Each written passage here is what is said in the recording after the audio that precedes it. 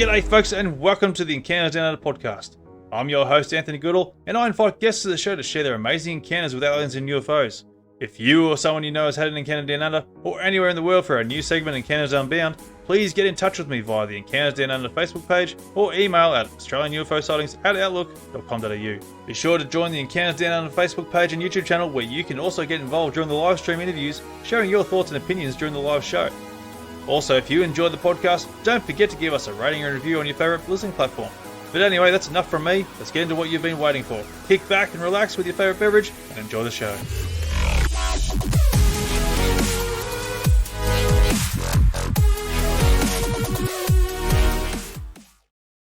The subcommittee hearing on Unidentified Anomalous Phenomena, or UAPs, will come to order. Welcome, everyone. Without objection, the chair may declare a recess at any time. Additionally, without objection, the following members are waived onto the subcommittee for the purpose of participating in today's hearing: Mr. Burchett of Tennessee, Ms. Luna of Florida, Mr. Getz of Florida, Mr. Burleson of Missouri, Mrs. Ocasio-Cortez of New York, and Mr. Ogles of Tennessee. Without objection, so ordered. For today's subcommittee hearing, both the chair and ranking member will have 10 minutes for opening remarks. We may both be giving some of those minutes to other members of our party.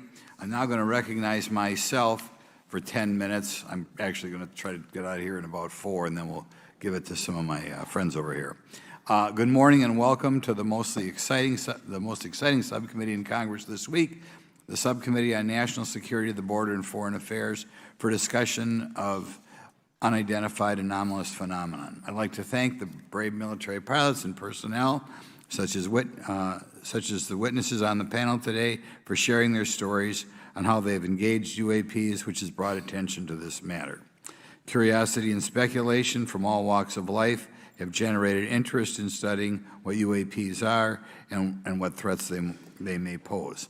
I will say that when I was younger in school, I read a book, a 1966 book called Flying Saucers, Serious Business, and for a while, when I was a little bit younger, I thought it was the most important issue out there. The lack of transparency regarding UAPs, which was one of the themes of that book, in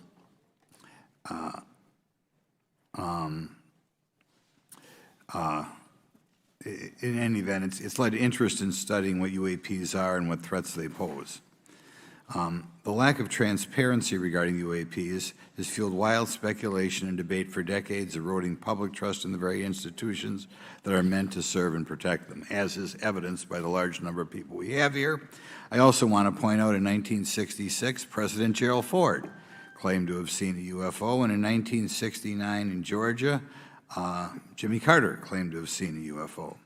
So this has led Congress to establish entities to examine UAPs. The National Defense Authorization Act of 2022 established the All-Domain Anomaly Resolution Office, or AARO, to conduct or to coordinate efforts across the Department of Defense and other federal agencies to detect, identify, and investigate UAPs. However, AARO's budget remains classified, prohibiting meaningful oversight from Congress. In addition to AARO's efforts, NASA is leading an independent study on UAPs that will identify how UAP data is gathered from both civilian and government entities that can be analyzed to shed light on the topic. However, despite these offices being established, there lies a pressing demand for government transparency and accountability that cannot be overlooked, and that's been a problem that's been around for 50 years. The Biden administration handling of the Chinese spy balloon that violated U.S. airspace is one example how the government is not prepared for these. The Biden administration's description of events has shown that the government continues not to be forthright. Between the Chinese balloon being shot down and 2 UAPs subsequently shot down following the event earlier this year, the U.S. government spent $1.5 million in taxpayer dollars on missiles, yet we have seen little clarity from the Biden administration. We must demand transparency from the Department of Defense, our intelligence community, and our defense industry on the UAP work. We're going to ask some questions about that today. Congress recognizes the subject of UAPs is multifaceted and requires a careful, data-driven approach. Today, we'll see clarity from these witnesses' testimonies, or we'll seek clarity, as to what can be done to improve reporting for military and civilians and remain committed to objective inquiry. Congress should work to ensure that knowledge is not driven by fear. Today, we are not just debating the existence of UAPs, we are deliberating on the principles that define our republic, which is a commitment to transparency and accountability. I look forward to hearing from our witnesses today about ways we can improve government efficiency and openness when it comes to UAPs. I thank each of you for your presence here today and for your dedication to safeguarding the interests of the American people. I look forward to your testimony. Now I'm going to turn it over for 2.5 or 3 minutes to Representative Burchett from Tennessee. Thank you, Mr. Chairman. Thank you all for being here. I want to thank everybody for making this happen today, and I want to remind everybody this is a nonpartisan issue. This has nothing to do with party politics. I think the cover-up goes a lot deeper than that. I also want to thank my colleagues, Representative Anna Paulina Luna, sitting beside me here, Jared Moskowitz, my friend across the aisle, has an incredible mind, and I'm anxious to hear his questions, my buddy Eric Burleson, and it's not in my notes here, but Matt Gates. If it hadn't been for Matt Gates, myself, him, and Luna would still be down at Eglin Air Force Base trying to get some answers. He's got an incredible legal mind. Also, I know I saw it in the crowd there, George Knapp, my buddy Jeremy Corbell. They're not witnesses, but they've provided some statements on this subject, and I seek unanimous consent to enter those statements into the record, Mr. Chairman. Without objection. Also, would like to enter in, I understand now that this is unclassified and it's public record, but as we all know, that's sometimes difficult for the public to get a hold of. A report, Defense Intelligence reference documents, advanced space propulsion based on vacuum, space-time metric engineering, some light reading for some of our members. Without objection. Thank you. Mr. Knapp wrote, since 1969, the position of our military has been that UFOs pose no threat to national security and are not worthy of further study. I'd say that's the biggest understatement of the decade. He also goes on to talk about the dismissive attitude. It's at odds with what was revealed in documents, reports, and internal memos. And Mr. Cabral says, as he writes these words, the UFO is emerging as a major topic of global importance. I can state that as a fact. Out there, I met a fellow who came in here all the way from Denmark to be here for this meeting. So this is huge. This is worldwide. I think we suspect what's going on, but I'd also like to thank the members of Congress who have supported our efforts to make this hearing happen. Some have even confided to me that they've had UFO sightings of their own. Those members, of course, some of them wish to remain anonymous, and I'll keep it that way. But also, finally, I'd like to thank these 3 brave witnesses here. They took an oath to uphold the Constitution of the United States, and dadgummit, they're doing it. And we owe them a debt of gratitude.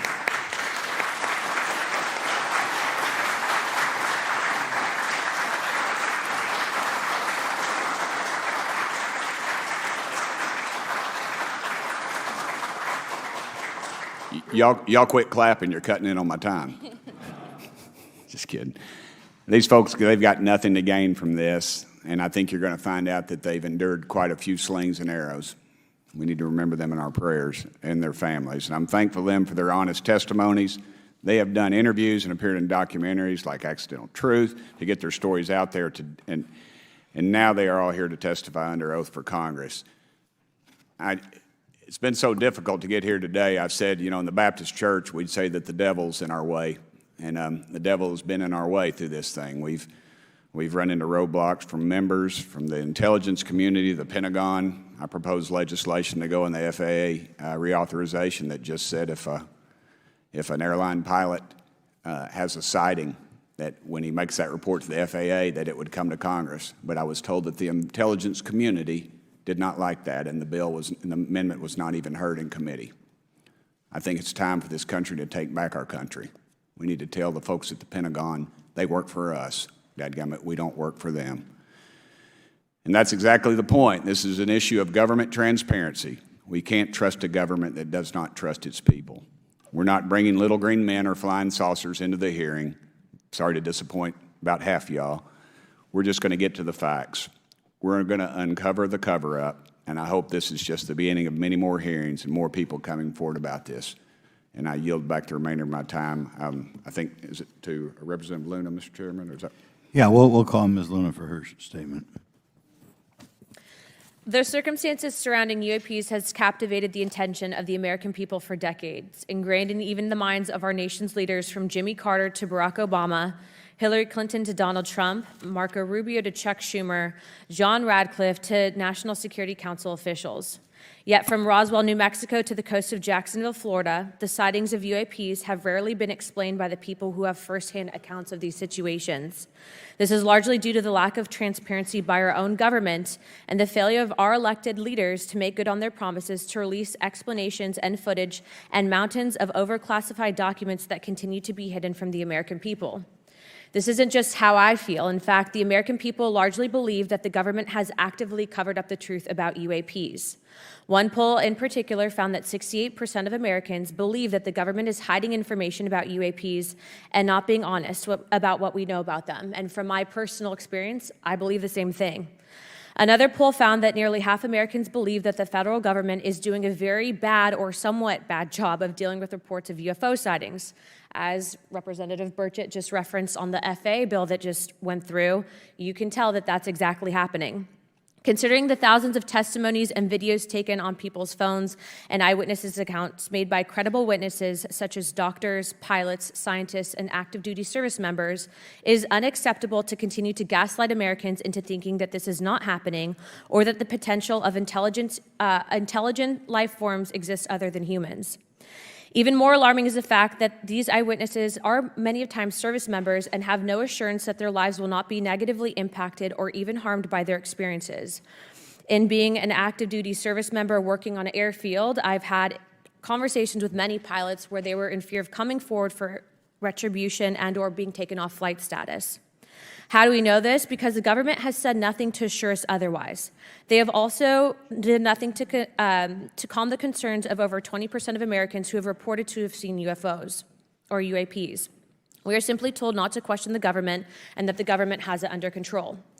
Today is the first hearing of its kind where we will attempt to get down to the bottom of what is actually happening with UAPs. But we will hear from people who have had personal sightings rather than Pentagon bureaucrats who have always been sent to stonewall our investigations.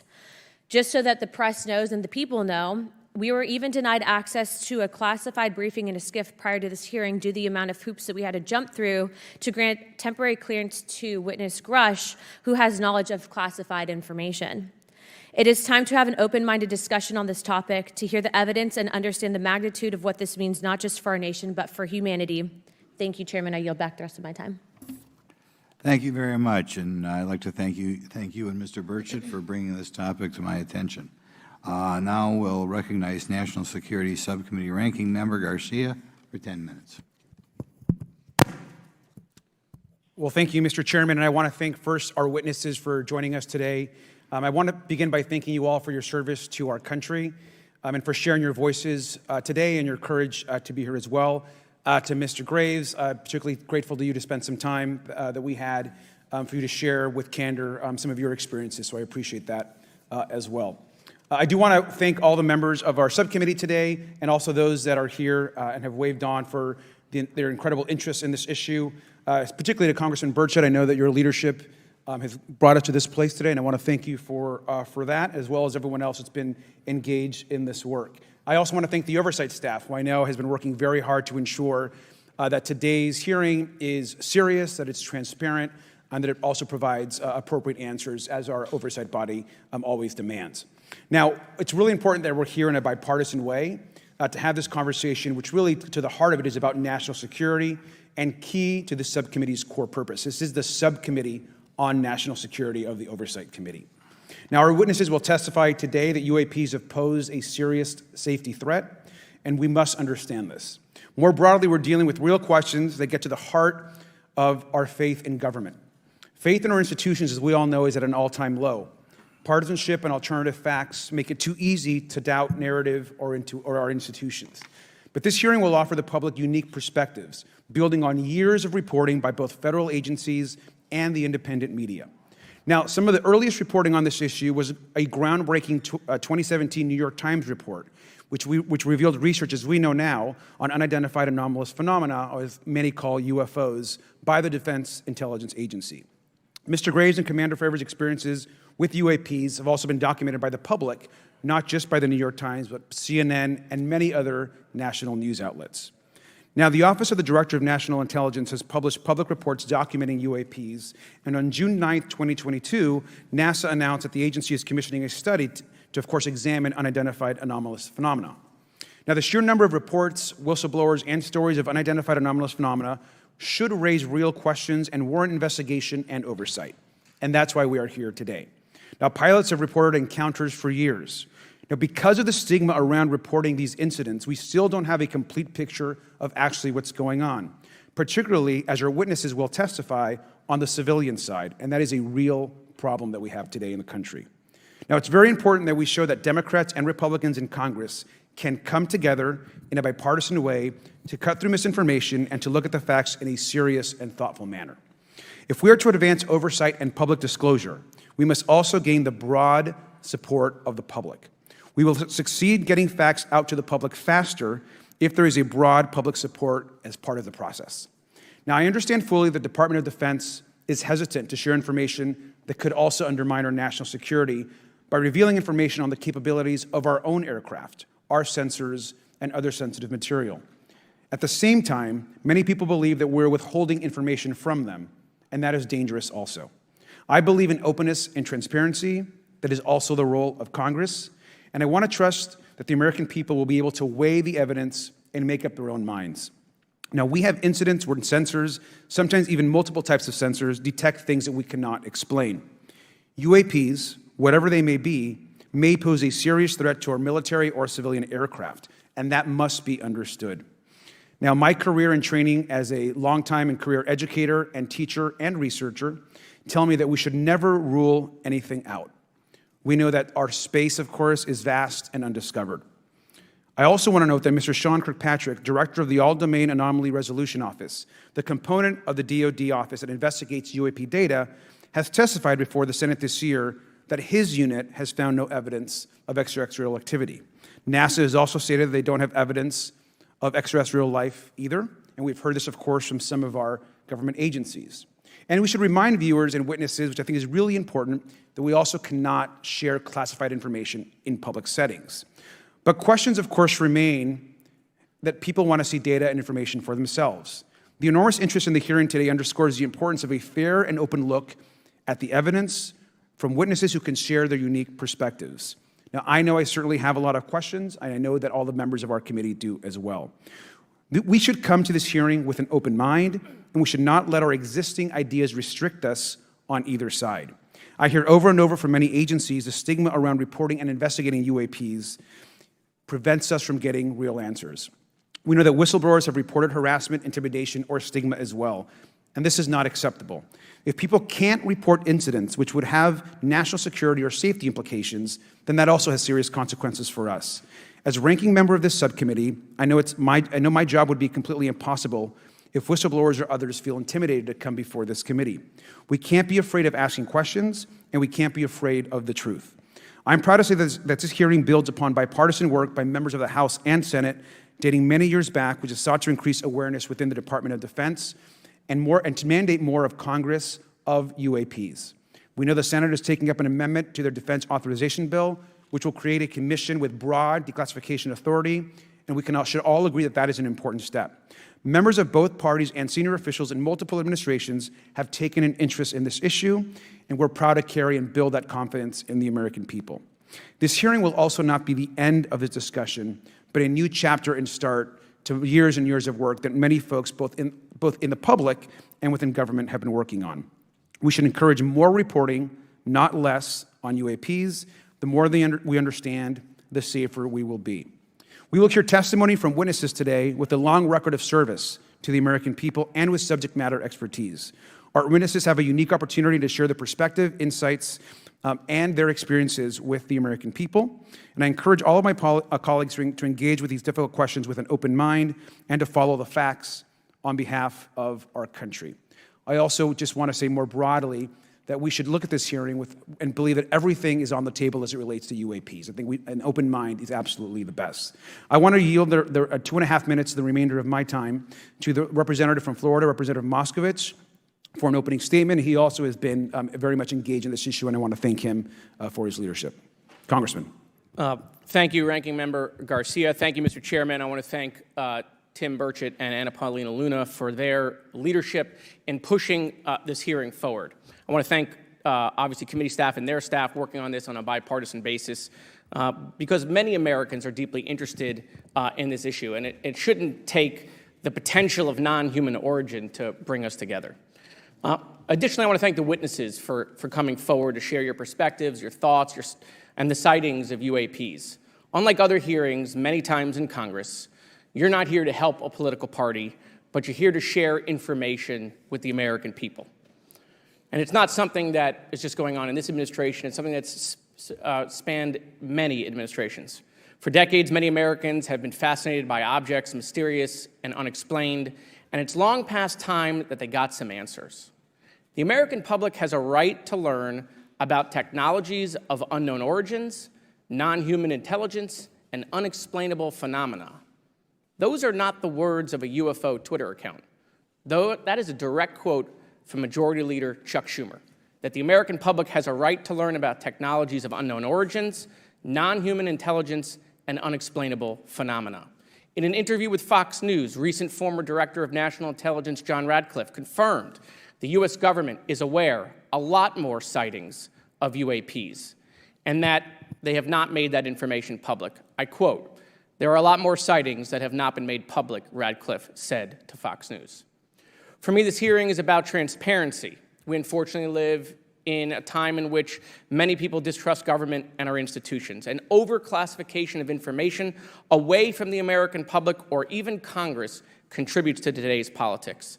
The American people have regular questions. What are UAPs? How come the media doesn't report more on them? Are they foreign adversaries? Are they U.S. technology? Are they something else? They ask themselves, how come when a Russian jet shoots flares at one of our drones, we have perfect pictures and videos to show the American people and the world, but when it comes to UAPs, nothing? Of course, we must always protect our national security to maintain our superiority, like when stealth helicopters were only rumored to exist but were used in the Osama bin Laden raid in 2011. But we can't allow that to be used as a shield to keep the American people completely in the dark from basic truths. The American people deserve to hear more about special access programs. Congress has a right to know if there's any unsanctioned weapons development, satellite imagery that has not been provided to Congress. Congress created the All-Domain Resolution Office in the NDAA of 2022. In its initial analysis, there are 171 uncharacterized UAP reports, and this is the words from the report, that appear to have demonstrated unusual flight characteristics or performance capabilities. I believe more information is known about the 171 instances. It's time for Congress to reinsert ourselves. I call on our military leaders and intelligence officials to release more information to the American people about UAPs. And to our military leaders, if there's nothing to conceal, let Congress go to Wright-Patterson Air Force Base, the Dugway Proving Ground, or even Groom Lake in Nevada. We should have disclosure today. We should have disclosure tomorrow. The time has come. Thank you, Ranking Member. Thank you, Mr. Moskowitz, and I would yield back now to our chairman. Thank you. Right, now I'd like to introduce our witnesses. Our first witness is Lieutenant Ryan Graves. He's the Executive Director of Americans for Safe Aerospace. Lieutenant Graves is also a former U.S. Navy F-18 pilot with his own UAP experience. The next witness, David Grusch, is a former senior intelligence officer with the National Geospatial Intelligence Agency and was a senior technical advisor for UAP issues. And finally, retired Navy Commander David Fravor, squadron leader who worked as a naval aviator for 18 years. Mr. Fravor has his own UAP experience, known as the TikTok event. I look forward to hearing from all three of you today.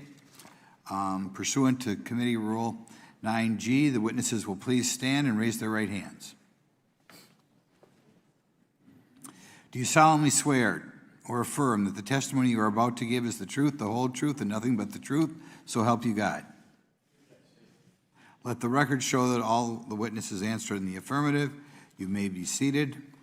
We appreciate you all being here today and look forward to your testimony. I'll remind the witnesses that we have read your written statements and they will appear in full in the hearing record. Please try to limit your oral statements to 5 minutes. As a reminder, please press the button on the microphone in front of you so that it's on and the members can hear you. When you begin to speak, the light in front of you will turn green. After 4 minutes, it'll turn yellow, and the red light, when that comes on, it tells you your 5 minutes have expired. I'll now recognize Mr. Graves for 5 minutes for your opening statement. Thank you. Chairman Grothman, Ranking Member Garcia, distinguished members of the House Oversight Subcommittee on National Security, Representatives Burchett and Luna. My name is Ryan Fobbs Graves, and I'm a former F-18 pilot with a decade of service in the U.S. Navy, including 2 deployments in Operation Enduring Freedom and Operation Inherent Resolve. I have experienced advanced UAP firsthand, and I'm here to voice the concerns of more than 30 commercial aircrew and military veterans who have confided their similar encounters with me. Today, I would like to highlight 3 critical issues that demand our action. As we convene here, UAP are in our airspace, but they are grossly underreported. These sightings are not rare or isolated, they are routine. Military aircrew and commercial pilots, trained observers whose lives depend on accurate identification, are frequently witnessing these phenomena. The stigma attached to UAP is real and powerful and challenges national security. It silences commercial pilots who fear professional repercussions, discourages witnesses, and is only compounded by recent government claims questioning the credibility of eyewitness testimony. Parts of our government are aware of more about UAP than they let on, but excessive classification practices keep crucial information hidden. Since 2021, all UAP videos are classified as secret or above. This level of secrecy not only impedes our understanding, but fuels speculation and mistrust. In 2014, I was an F-18 Foxtrot pilot in the Navy Fighter Attack Squadron 11, the Red Rippers, and I was stationed at NAS Oceana in Virginia Beach. After upgrades were made to our jet's radar systems, we began detecting unknown objects operating in our airspace. At first, we assumed they were radar errors, but soon we began to correlate the radar tracks with multiple onboard sensors, including infrared systems, eventually through visual ID. During a training mission in Warning Area Whiskey 72, 10 miles off the coast of Virginia Beach, 2 F-18 Super Hornets were split by a UAP. The object, described as a dark gray or a black cube inside of a clear sphere, came within 50 feet of the lead aircraft and was estimated to be 5 to 15 feet in diameter. The mission commander terminated the flight immediately and returned to base. Our squadron submitted a safety report, but there was no official acknowledgement of the incident and no further mechanism to report the sightings.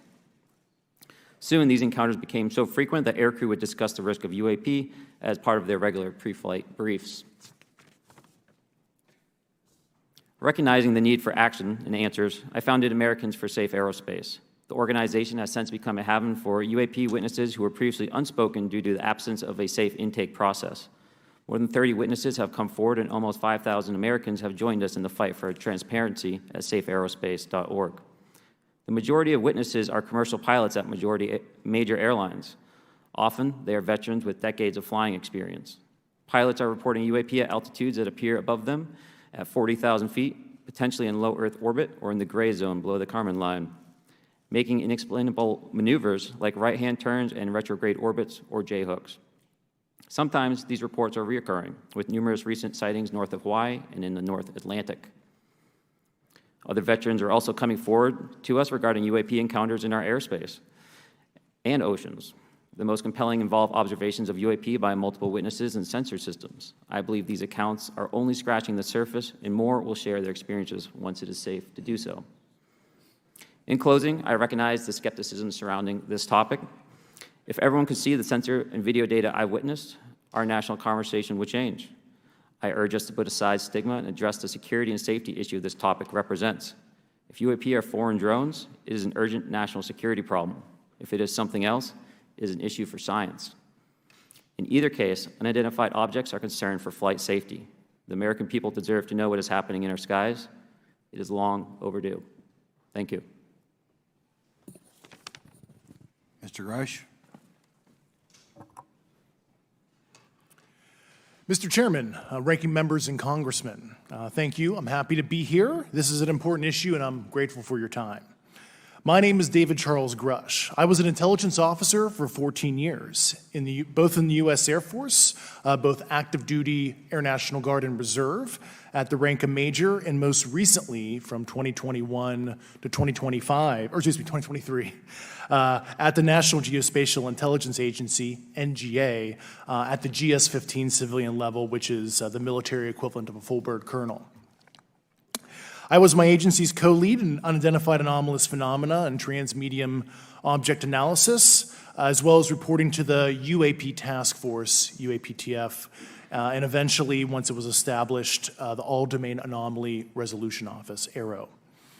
I became a whistleblower through a PPD-19 urgent concern filing in May 2022 with the Intelligence Community Inspector General.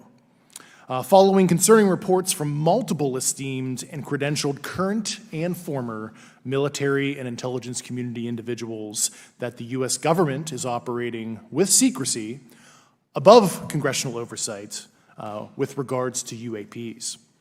My testimony is based on information I've been given by individuals with a long-standing track record of legitimacy and service to this country, many of whom also have shared compelling evidence in the form of photography, official documentation, and classified oral testimony to myself and my various colleagues.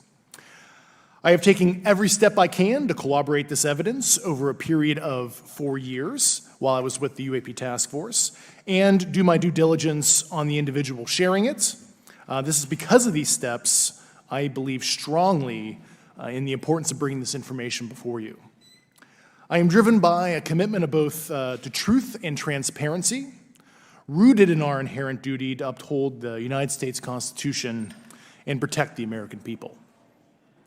I'm asking Congress to hold our government to this standard and thoroughly investigate these claims. But as I stand here under oath now, I am speaking to the facts as I've been told them. In the U.S. Air Force, in my National Reconnaissance Office, NRO, reservist capacity, I was a member of the UAP Task Force from 2019 to 2021. I served at the NRO Operations Center on the Director's Briefing staff, which included the coordination of the Presidential Daily Brief and supporting variety of contingency operations, which I was the Reserve Intelligence Division Chief backup. In 2019, the UAP Task Force Director asked me to identify all special access programs and controlled access programs, also known as SAPs and CAPs, we needed to satisfy our congressionally mandated mission, and we were direct report at the time to the DepSecDef.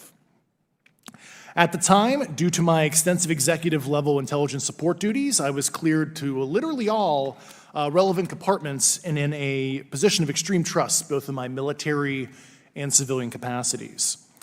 I was informed in the course of my official duties of a multi-decade UAP crash retrieval and reverse engineering program, to which I was denied access to those additional read-ons when I requested it.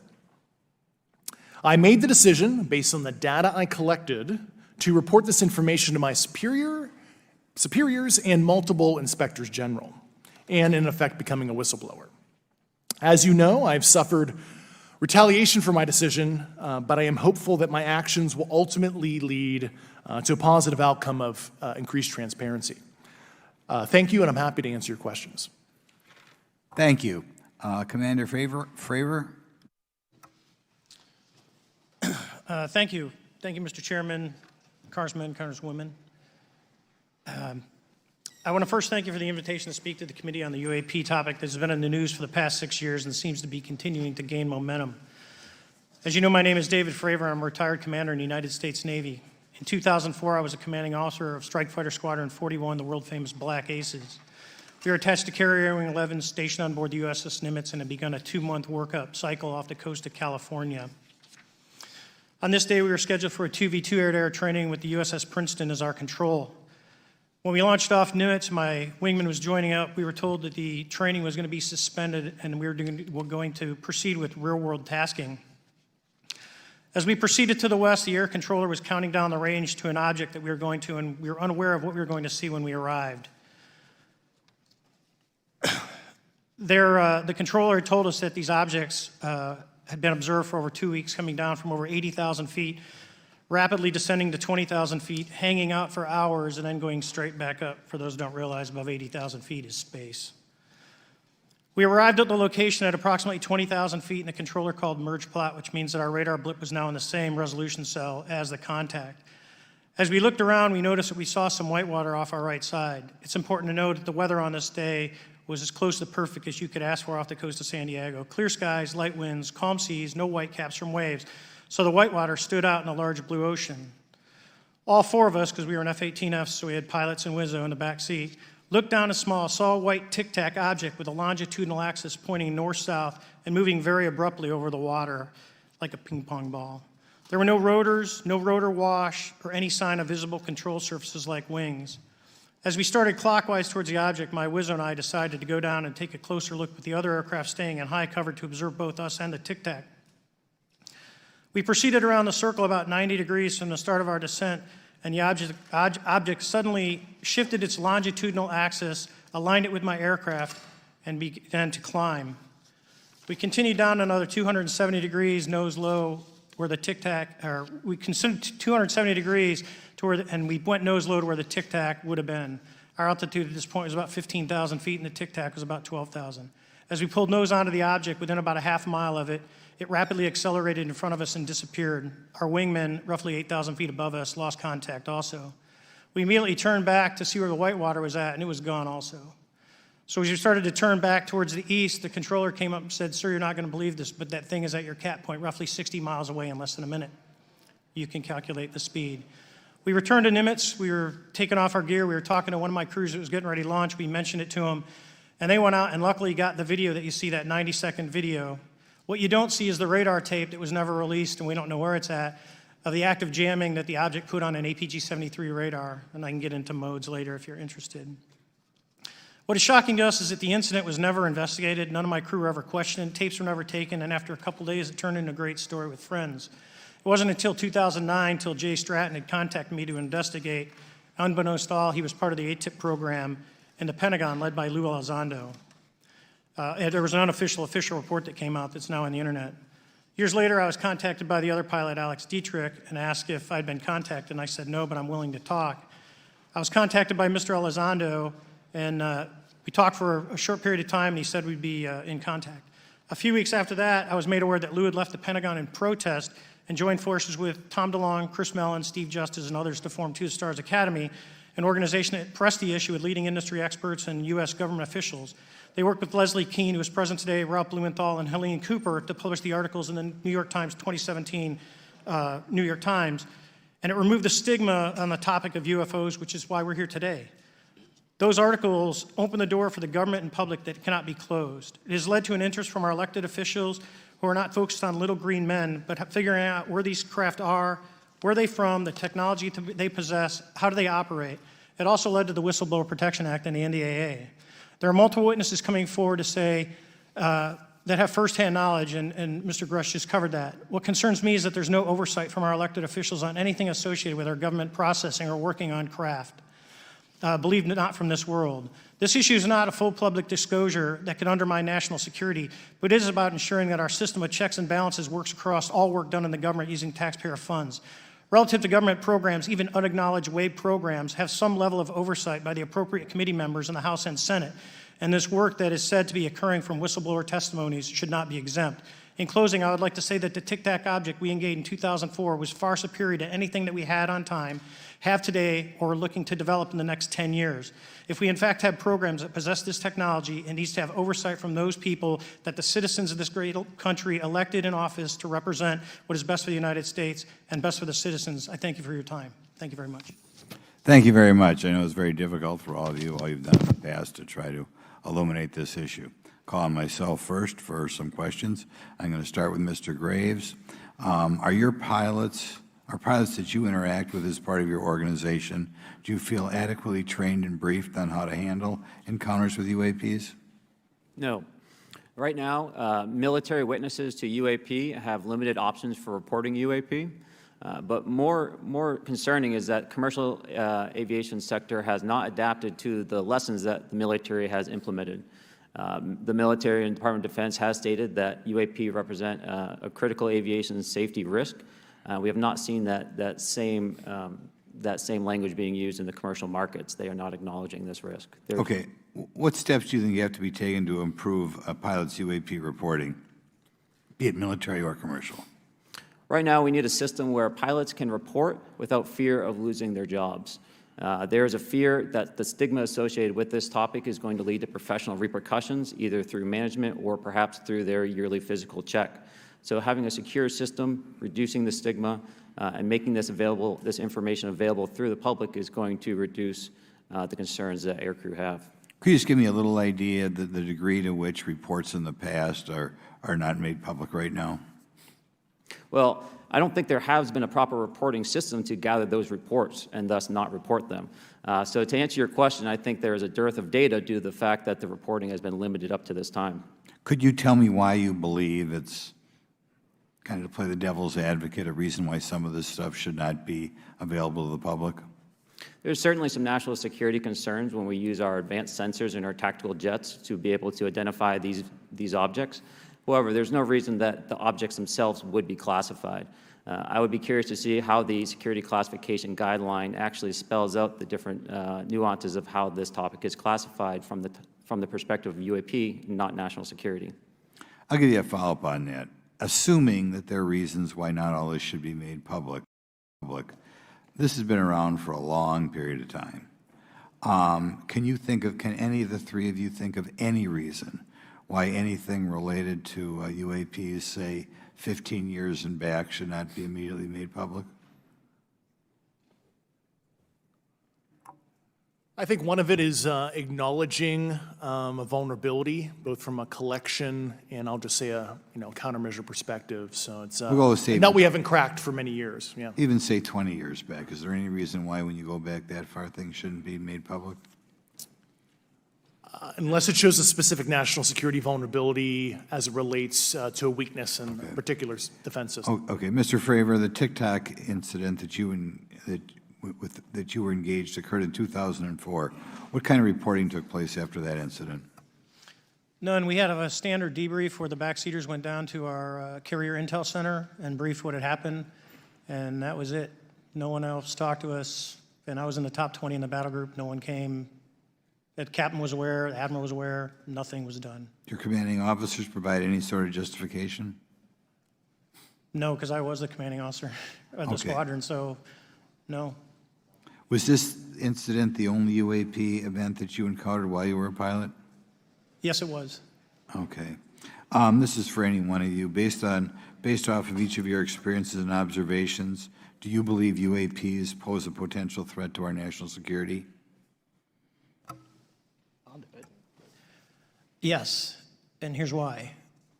The technology that we faced was far superior than anything that we had, and you could put that anywhere. If you had one, you captured one, you reverse engineered it, you got it to work, you're talking something that can go into space, go someplace, drop down in a matter of seconds, do whatever it wants, and leave, and there's nothing we can do about it. Nothing. Okay. You two? Well, I would also like to add, from a commercial aviation and military aviation perspective, we deal with uncertainty in our operating space as a matter of our professional actions. Identifying friend from foe is very important to us. And so when we have unidentified targets and we continue to ignore those due to a stigma or a fear of what it could be, that's an opening that our adversaries can take advantage of. What steps should be taken to better understand and respond to UAP encounters in the interest of national security? There needs to be a location where this information is centralized for processing, and there needs to be a two-way communication loop so the operators on the front end have a feedback and can get best practices on how to process information, what to do, and to ensure that their reporting is being listened to. Right now, there is not a lot of back and forth. Mr. Grusch, in your complaint to the Intelligence Community Inspector General, you claim that you believe information is being hidden. What kind of information do you think was hidden, and do you think it should remain hidden? Yes, I can speak to that very briefly in an unclassified manner. As you know, the preponderance of my complaint was classified to the intelligence communities. Both material acquisition and exploitation activity, also baselining the UAPs but not sharing it with intelligence professionals that are actually doing step briefs to pilots, that kind of information. Yeah. Okay. Thank you very much. Now we'll go to Mr. Garcia. Thank you. Again, thank you all for your service and for testifying today. Want to just talk about UAPs as it relates to what we're seeing in the pilots' interaction with UAPs. Particularly, Mr. Graves, one of the, I think, concerns that for members of this committee is this idea that pilots, there's no system to actually report UAPs and the stigma around pilots. And so can you just briefly, you mentioned that you're working with 30 pilots right now that have had encounters with UAPs, but you've also, I believe, discussed and know of many more pilots. This is just those that you're currently working with. Is that correct? Can you expand on that? Certainly. I'll break that down in two ways. First, when we were first experiencing these objects off the eastern seaboard in the 2014 to 2015 time period, anyone that had upgraded their radar systems were seeing these objects. So there was a large number of my colleagues that were detecting these objects off the eastern seaboard. They were further correlating that information with their other onboard sensors, and many of them also had their own eye sightings as well of these objects. Now, that was our personal firsthand experience at the time. Since then, as I've engaged this topic, others have reached out to me to share their experiences, both on the military side as well as the commercial aviation side. On the military aviation side, veterans that have recently got out have shared their stories and have expressed how the objects we were seeing in 2014, 2015 continued all the way to 2019, 2020, and beyond. And so it became a generational issue for naval aviators on the eastern seaboard. This was something we were briefing to new students. This is something that was included in the notice to airmen to ensure that there was no accidents. And now with commercial aviators, they are reaching out because they're having somewhat similar experiences as our military brothers and sisters, but they do not have any reporting system that they can send us to. And let me just add, both to Mr. Fravor as well as Mr. Graves, not having this system for reporting, would you both agree that it's harmful to not just our national security interests, but to understand this phenomenon of what's happening with UAPs? I think it's actually a travesty that we don't have a system to correlate this and actually investigate. So if you took the East Coast, there's coastal radars out there that monitor our air defense identification zone, so out to 200 miles. They can track these, so when you see them, they could actually go and pull that data and get maneuvering. And instead of just having the airplanes, there's other data sources out there. And I've talked to other government officials on this. So you need a centrally located repository that these reports go to. So if you just stuck it in DOD, you wouldn't get anything out of the Intelligence Committee because they have a tendency not to talk. But if you had a central location where these reports would come in, not just military, but also commercial aviation, because there's a lot of that going on, especially if you talk to anyone that flies from here to Hawaii, over the Pacific, they see odd lights. So I think you need to develop something that allows you a central point to collect the data in order to investigate. Mr. Graves? I would concur with everything Mr. Fravor said. I'll continue to say that the commercial pilots that have reached out to me through Americans for Safe Aerospace are doing so because they don't feel there's another way for them to report this safety issue. And I think one of the clear outcomes of this hearing already is that there has to be a safe and transparent reporting process for pilots, both on the commercial side and the military side, to be able to report UAPs in a way that's also transparent, but also understands the scope of our national security interests and what may be classified or not. But I think there has to be some sort of system, and so that's something that I hope can be an outcome that this committee can work on. Is there anything else for the two of you briefly beyond this reporting system that you think that we can do as the government to encourage and facilitate more civilian reporting? I think we're doing it right now. Okay, great. I think this hearing is going to show the American people that their government takes this topic seriously. And how about civilians that may not be pilots? What kind of process could be in place for civilians who are not pilots, who may have UAP encounters? Do either of you have any suggestions that could facilitate that? My recommendations would be to make that a sensor-centric operation in order to make it as objective as possible. Okay. Sir, Mr. Fravor? No, I agree with Mr. Graves on that. Okay. Just briefly, I also just want to note, particularly for the two pilots, and I have a question for Mr. Grusch. One of the things that I found fascinating in our discussion, Mr. Graves, last night as well, is that you both described UAPs and formations and the way they are observed in space or in our air, and the way that they move is essentially ways in which current technology or aircraft that we know of are unable to actually function or move. And so will you just, for the public record, again, once again, just briefly either describe or note that aircraft that are being witnessed, particularly by the 30 folks that you're working with, are essentially outside the scope of anything that we know of today and the technology we have today. Mr. Graves, Mr. Fravor? Yes, the objects that are being seen by commercial pilots are performing maneuvers that are unexplainable due to our current understanding of our technology and our capabilities as a country, and that applies for the military as well. Mr. Fravor? Yeah, I concur with that. We have nothing that can stop in midair and go the other direction, nor do we have anything that can, like in our situation, come down from space, hang out for 3 hours, and go back up. Thank you. My last question, and sometimes I know that you have also said some of these answers in the past, but we're trying to get them on the public record as well, which is really important. Mr. Grusch, finally, do you believe that our government is in possession of UAPs? Absolutely, based on interviewing over 40 witnesses over 4 years. And where? I know the exact locations, and those locations were provided to the Inspector General, and some of which to the intelligence committees. I actually had the people with the firsthand knowledge provide a protected disclosure to the Inspector General. Thank you. And Mr. Chairman, I would just say that I think that these questions are important questions, and I look forward to being involved in the process to get those answered. I know there'll be a lot of questions from other committee members, so I yield back. Thank you. We'll go to Mr. Burchett himself. Thank you, Mr. Chairman. Thank you, Mr. Garcia. I would like to have you on my legislation to do just that on the reporting, and we'll get together on that. Maybe you can be my co-sponsor on that. That'd be really cool. Thank you for those great questions.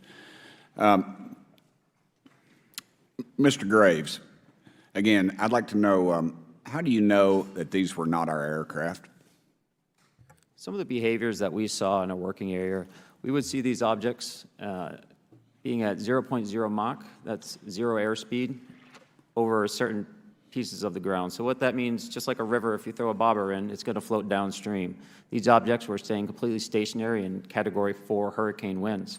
These same objects would then accelerate to supersonic speeds, 1.1, 1.2 Mach, and they would do so in very erratic and quick behaviors that I don't have an explanation for. Okay. Have you spoken to commercial and military pilots that have seen these off of our East Coast? I have. Okay.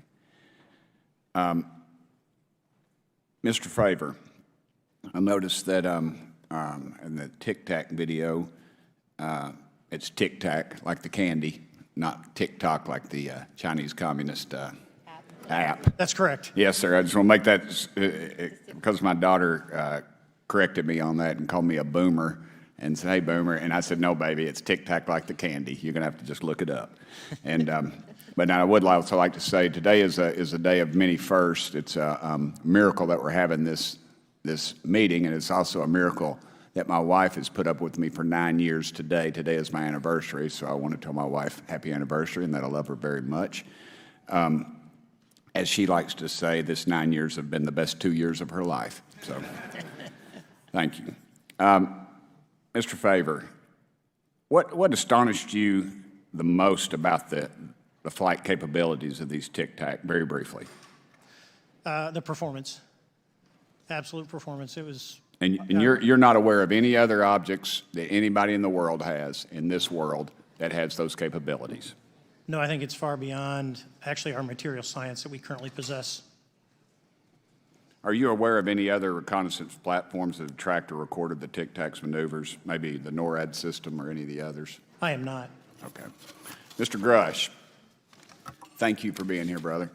Thank you all very much. Have you faced any retaliation or reprisals for any of your testimony or anything on these lines? Yeah, I have to be careful what I say in detail because there is an open whistleblower reprisal investigation on my behalf, and I don't want to compromise that investigation by providing anything that may help provide somebody information. But it was very brutal and very unfortunate, some of the tactics they used to hurt me both professionally and personally, to be quite frank. Yeah.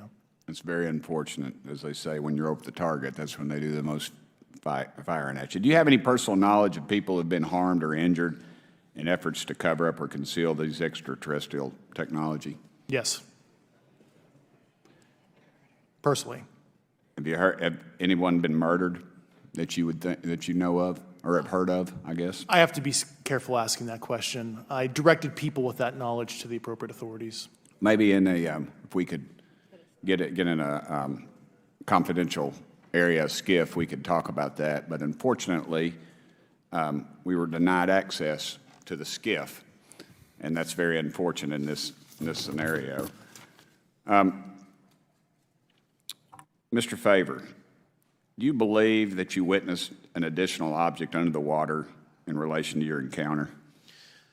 I will say we did not see an object. There was something there to cause the whitewater, and when we turned around, it was gone, so there was something there that obviously moved. Okay, it was not the same object, though, that you were looking at, correct? No, we actually joked that the Tic Tac was communicating with something when we came back, and because the whitewater disappeared. We were, in another instance, were told about the capabilities of a jamming during viewing of when there were some people chasing some of these objects. Did you experience any of that jamming or interrupting your radar or weapons system? My crew that launched after we landed experienced significant jamming to the APG-73 radar, which was what we had on board, which is a mechanically scanned, very high-end system prior to the APG-79. And yes, it did pretty much everything you could do, range, velocity, aspect, and then it spit the lock, and the targeting pod is passive. That's what we were able to get the video on. I'm about to run out of time, but are you aware of any of our enemies that have that capability? No. Okay. I would also like to note for the record that, like George Knapp, breaking Area 51, he's the reason I knew about that, and the reason I know about the Tic Tacs is Leslie Keene from New York Times article, and I would encourage everybody to read that. Thank you, Mr. Chairman. I yield back to you for no time. Very good. Mr. Raskin? Thank you, Mr. Chairman. Mr. Graves, you reported UAP encounters during training flights, I think, and have since come forward to warn the Pentagon that these encounters may be putting pilots at risk. My first question is, you've identified these as taking place on the East Coast. Is it just on the East Coast where these encounters have been reported? No. Since the events initially occurred, I've learned that the objects have been detected essentially where all operations, Navy operations are being conducted across the world. And that's from the All-Domain Anomaly Resolutions Office reporting. All right, can you describe your experience after you decided to come forward and go public with your experience? Certainly. Like many others, in 2017, I saw the New York Times article come out as well. And for me, it was special because I recognized the voices on the video. I recognized the video itself. I had seen it when it was taken. I'd seen it when it was debriefed. And so that was kind of shook me because I realized that this problem was still ongoing. And so I reached out to colleagues back on the East Coast and realized that this was still a safety risk that they were dealing with, that they had essentially hit a wall with how they could move forward on this conversation. It was at that point when I decided to try to move the conversation forward myself. Are there common characteristics to the UAPs that have been cited by different pilots, and can you describe what the convergence of descriptions is? Certainly. We were primarily seeing dark gray or black cubes inside of a clear sphere. I'm sorry, dark gray or black cubes? Yes, inside of a clear sphere, where the apex or tips of the cube were touching the inside of that sphere. And that was primarily what was being reported when we were able to gain a visual tally of these objects. And that occurred over almost 8 years. And as far as I know, it's still occurring. So I take it that you're arguing what we need is real transparency in a reporting system so we can get some clarity on what's going on out there, because there are many pilots in your situation, but we should have a way of developing a systematic inventory of all of such encounters. Is that right? Yes, and I think we need both transparency and the reporting. We have the reporting, but we need to make sure that information can be promulgated to commercial aviation as well as the rest of the populace. Mr. Grusch, what about you? What was your experience after you came forward? Well, it's only been about 2 months or so, so I guess my experience has been overwhelming support from former colleagues of mine that have privately messaged me, and I do appreciate that. But I do have knowledge of active planned reprisal activity against myself and other colleagues, and it's very, very upsetting to me. Coming from where? Certain senior leadership at previous agencies I was associated with. And that's all I'll say publicly, but I can provide more details in a closed environment. Okay. Well, I hope you understand that there would be bipartisan rejection of any attempt to vilify, demonize, or engage in other reprisals against our witnesses and people who are telling the truth from their perspective. Yeah, there were certain colleagues of mine that were brutally administratively attacked, and it actually makes me very upset as a leader to see that happen to other coworkers and actually superiors of mine over the last 3 years. How do you account for that response? That seems like a bizarre response. I call it administrative terrorism. That's their quiver, their tool in the toolbox to silence people, especially the career government service cares about their career, cares about their clearance, their reputation to climb the ladder. And when you threaten that career path, a lot of people back off.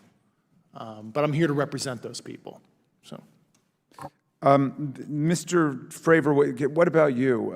What has your experience been since you've come forward with your perspective on this? Actually, I've been treated very well. And the 6 people that were involved, myself included, all of them have or will be retiring from the military as 05s or 06s. And all my friends that are very senior, 3 and 4 stars, I've talked to them. They believe, they understand there's a problem. But no, I was actually treated really well.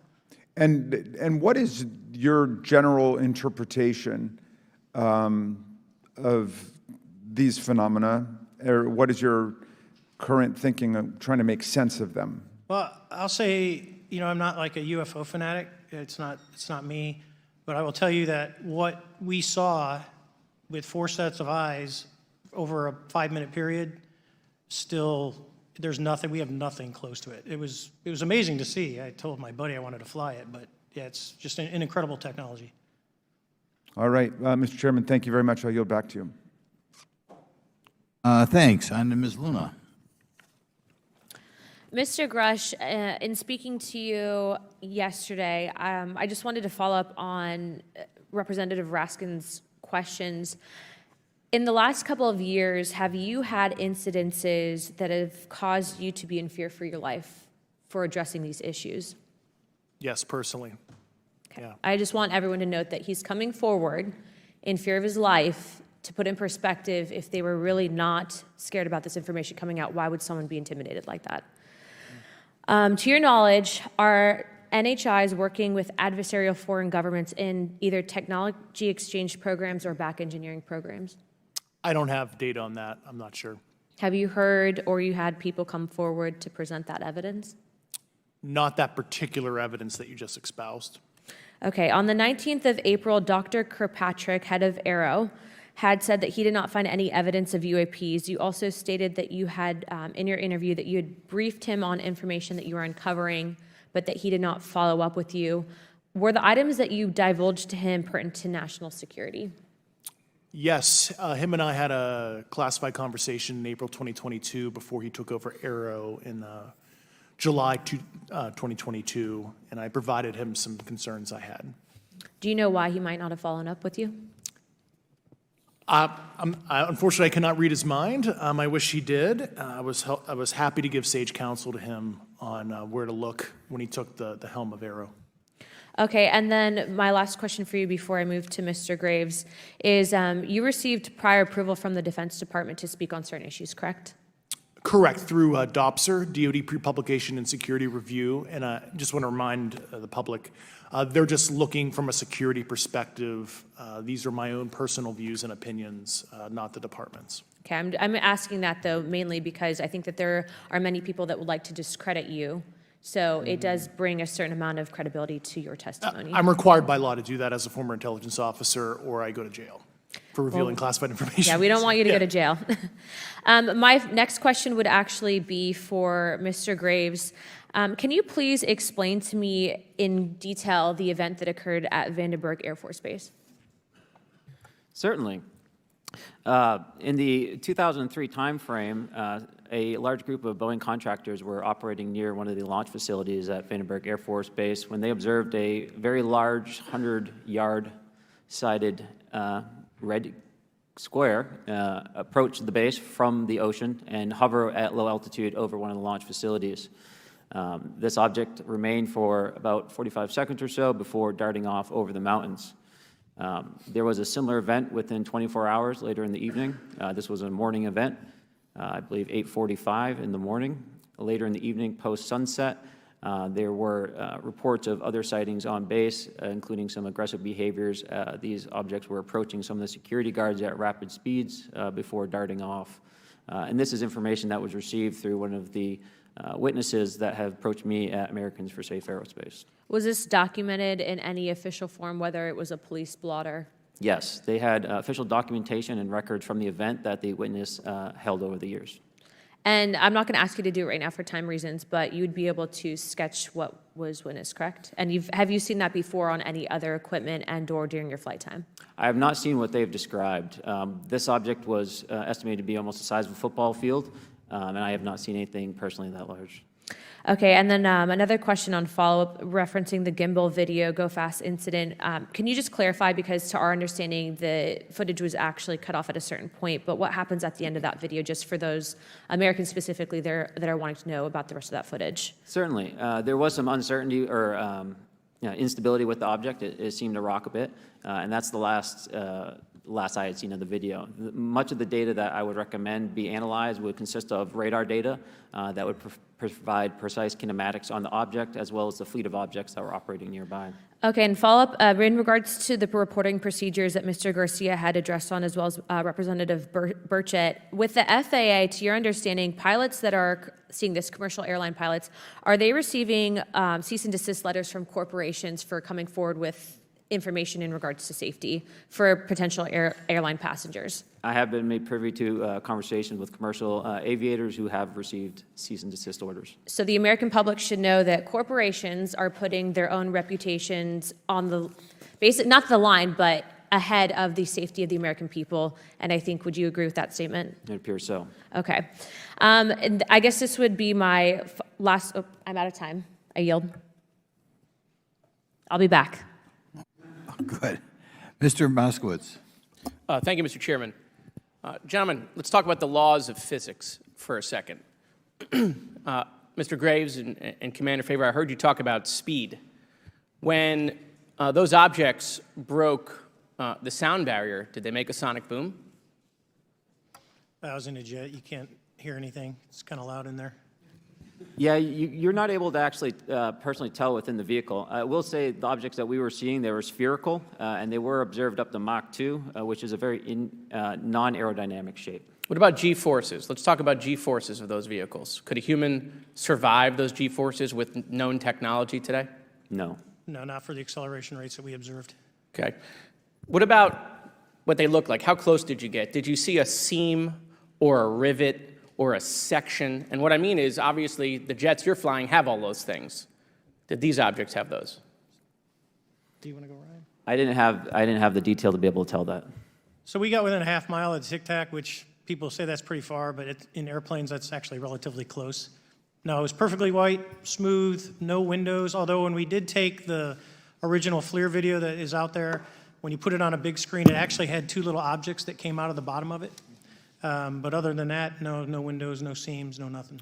Mr. Grusch, as a result of your previous government work, have you met with people with direct knowledge or have direct knowledge yourself of non-human origin craft? Yes, I personally interviewed those individuals. Mr. Grusch, as a result of your previous government work, have you met with people with direct knowledge or have direct knowledge yourself about ATs, advanced technologies that the U.S. government has? Based on conventional advanced tech, I was briefed to the preponderance of the Defense Department's both space and aerospace compartmented programs, yeah. Do you have knowledge or do you have reason to believe that there are programs in the advanced tech space that are unsanctioned? Yes, I do. Okay. Yeah. And when you say that they're above congressional oversight, what do you mean? Complicated question.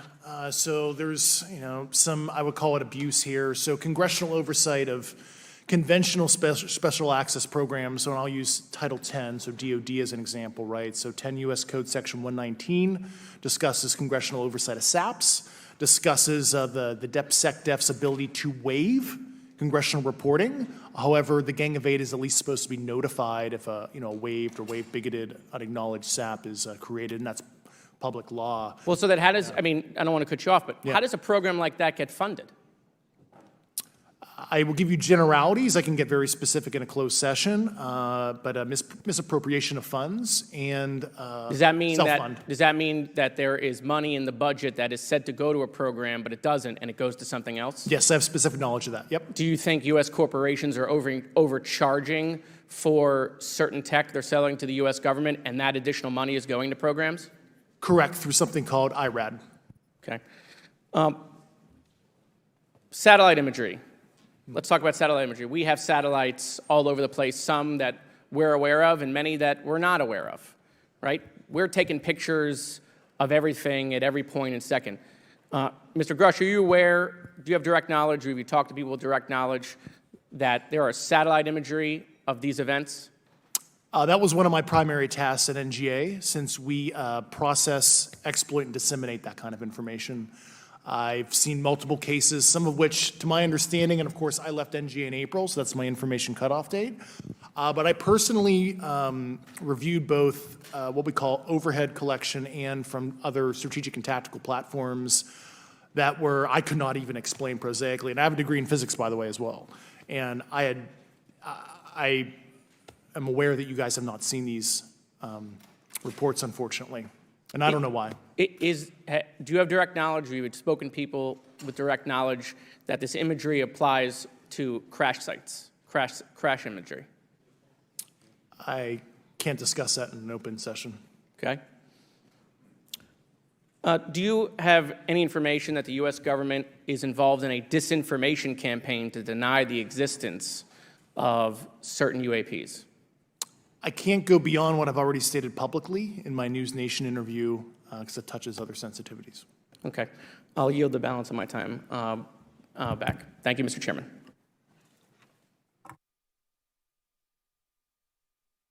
Ms. Fox? Thank you, Mr. Chairman, and I thank our witnesses for being here today. Mr.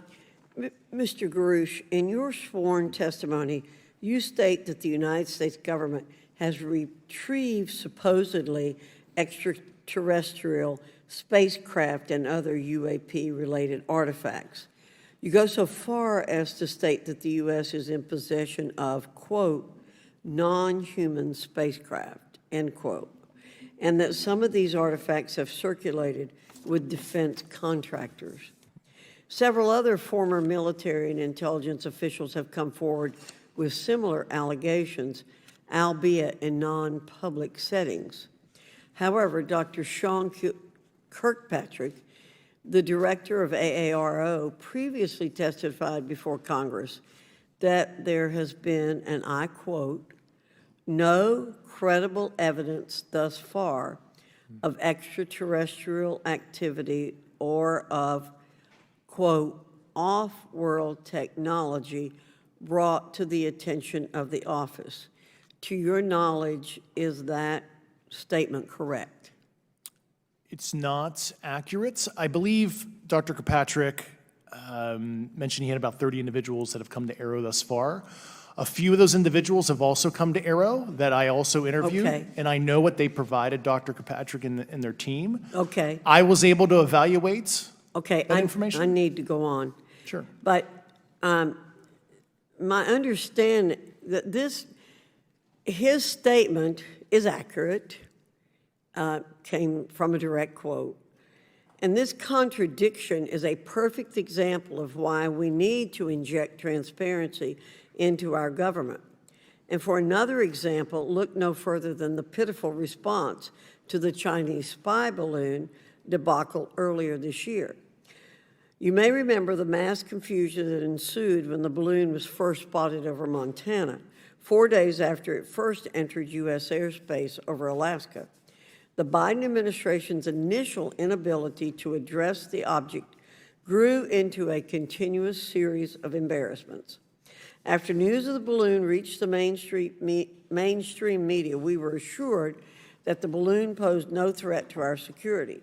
However, after the balloon was allowed to transit the entire continental United States, fighter jets were scrambled off the coast of South Carolina to shoot it down. This flip-flopping and obfuscation caused needless confusion, fear, and panic across the country. It's my hope, Mr. Chairman, that this sort of confusion will not be repeated. We should investigate the extent to which elements of our government possess or do not possess information that is of critical value to the American people. We owe it to the citizens of this nation to make sure that our government is transparent and accountable. We must make sure that our government provides answers, and Congress must do its duty to solicit those answers. With that, Mr. Chairman, I yield back. Yeah, Mr. Frost. Thank you, Mr. Chairman. In 2022, NASA announced that it was commissioning an independent study team to examine UAPs. The NASA team is comprised of scientists across different fields, as well as former astronauts and pilots. In May, the independent study team held at its first public meeting, which included the perspectives from NASA senior leaders, as well as perspectives from the Department of Defense and intelligence agencies. The NASA study team is also expected to release its first report pretty soon, and I think it's safe to say that we all eagerly await its results. Mr. Graves, how might NASA's research influence the commercial industry regarding safety in UAP? I think NASA has a big role to play as far as commercial aviation safety, and it's one of their original charges as an organization. One of the recommendations that have been put forward is to utilize their existing aviation safety reporting system to serve as a short-term fill and trusted platform for pilots that want to report on UAP. It also has built-in analytics capability and is funded by Congress. Gotcha. And also, Mr. Graves, are there any other industries that may be influenced by the NASA research on UAPs? And if so, how so? Well, I think there is a large swath of commercial capabilities that could be brought to bear on this topic, from space-based or ground-based sensor systems that are available open source or through commercial marketplaces. And I think NASA's work, as they work to identify and highlight specific parameters that can be found, we can take that information and promulgate this through the public sector so that we can have a more open conversation about what we're seeing. Yeah, you know, in 2020, the Department of Defense released several videos of UAPs, including Mr. Fravor's experience, U.S. Navy pilots that recorded footage. In 2021, the Office of the Director of National Intelligence released a preliminary report on UAP events. NASA Administrator Bill Nelson stated that NASA would begin to investigate these events. In fact, I sit on Science, Space, and Technology Committee, and when we were doing a hearing with the NASA Administrator Bill Nelson, I asked, you know, why NASA needed to be fully funded, and there were many great reasons, but one of them was actually had to do with UAPs. He actually mentioned, you know, is there life out there? I don't know. And so either way, these actions ultimately led NASA to assemble the independent study team that I mentioned earlier. Also in 2021, Harvard University stood up the Galileo project to research and examine the origins of UAP. So it seems like both, you know, from NASA and in the higher education community, because of the work that y'all have done and people standing up, you know, I think we're seeing some of that stigma slowly going away. Mr. Fravor, do you believe that military pilots feeling empowered to share their UAP experiences has directly impacted the scientific community's research goals on this topic? I would say yes. I would say that, you know, starting in 2017, when it actually came out, it took that stigma away. I mean, I've talked to multiple senators who said prior to that, if you'd have mentioned UAP, you'd have been laughed off the hill. And now we're sitting here today for a public testimony on what's actually going on. You know, I'm hoping that this curve will be more of an exponential and we'll get more and more transparent to the level that we can. Yeah, yeah, I mean, it's important. I couldn't imagine, you know, I'm not a pilot, but I used to fly gliders in Civil Air Patrol. Huh? Yeah. Pilot? I mean, you know. And so either way, I mean, I couldn't imagine, you know, being in the glider and seeing something and then not feeling like I had the agency to talk about it. Mr. Graves, can you discuss the importance of seeking scientists to sit on your advisory board? Absolutely. I think ultimately this is going to be a scientific problem. And not only that, it's also an engineering problem.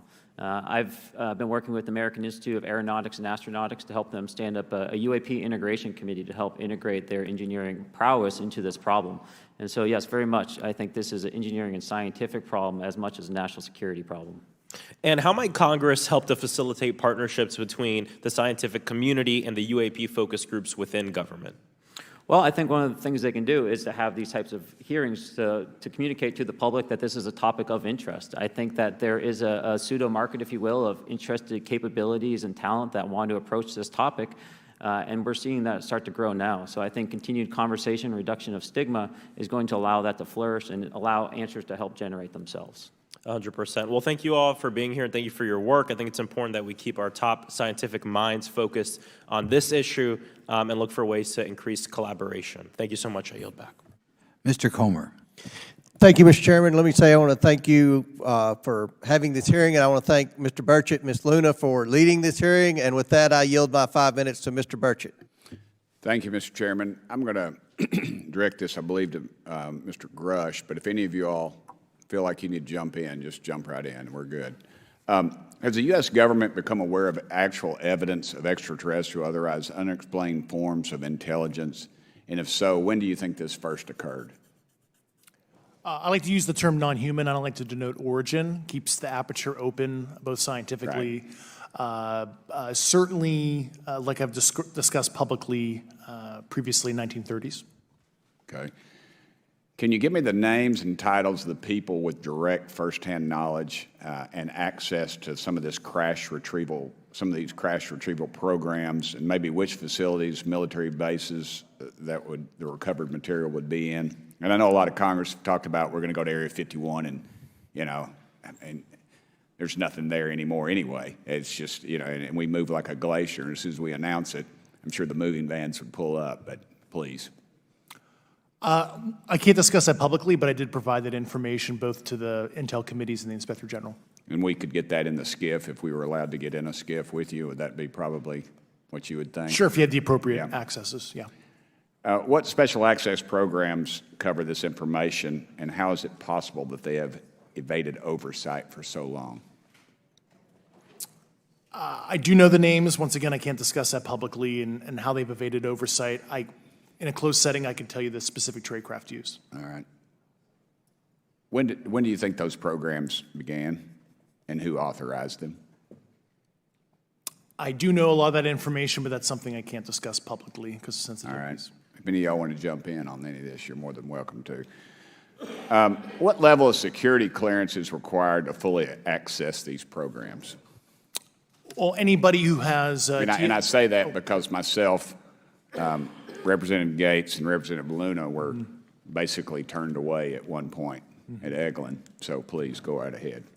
Certainly difference between member access and, say, somebody like me, but anybody who has a TSSCI clearance and meets the eligibility criteria, the access adjudicative authority should be able to grant you access. Mr. Burchett, if you'll yield, so just to put a fine point on that, there's nothing that you're aware of that's above special access program classification.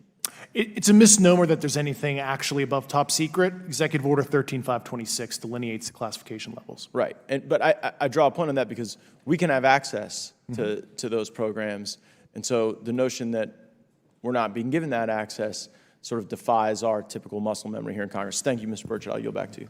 Thank you, Mr. Gates. Along those lines, Title 10, you may not know this or not, but Title 10 and Title 50 authorization, they seem to say they're inefficient. So who gets to decide this, in your opinion, in the past? It's a group of career senior executive officials. Okay, are they government officials? Both in and out. Do what? Both in and out of government, and that's about as far as I can go there. Yeah. All right, well, that leads to my next question. Which private corporations are directly involved in this program? How much taxpayer money has been invested in these programs, to your knowledge? I mean, we know we audit the Pentagon every year, and I've been here 5 years, and they failed the dadgum thing every year. They lose over $1 billion a year, we think, and I've told the Department of Defense maybe 60% of their assets are unaccounted for, whatever the heck that means. In the public sector, you go to jail for that kind of crap. So tell me. Yeah, I know when I'm $1 off of my DTS travel voucher, I get hammered, but it seems like it doesn't work the other way, If you right? sell over $600 worth of stuff on eBay, now you get a call from the IRS. So please. What corporations? Yeah, I don't know the specific metrics towards the end of your question. The specific corporations I did provide to the committees in specific divisions, and I spent 11 and a half hours with both Intel committees. So. Okay. Has there been an active U.S. government disinformation campaign to deny the existence of unidentified aerial phenomena? And if so, why? I can't go beyond what I've already espoused publicly about that.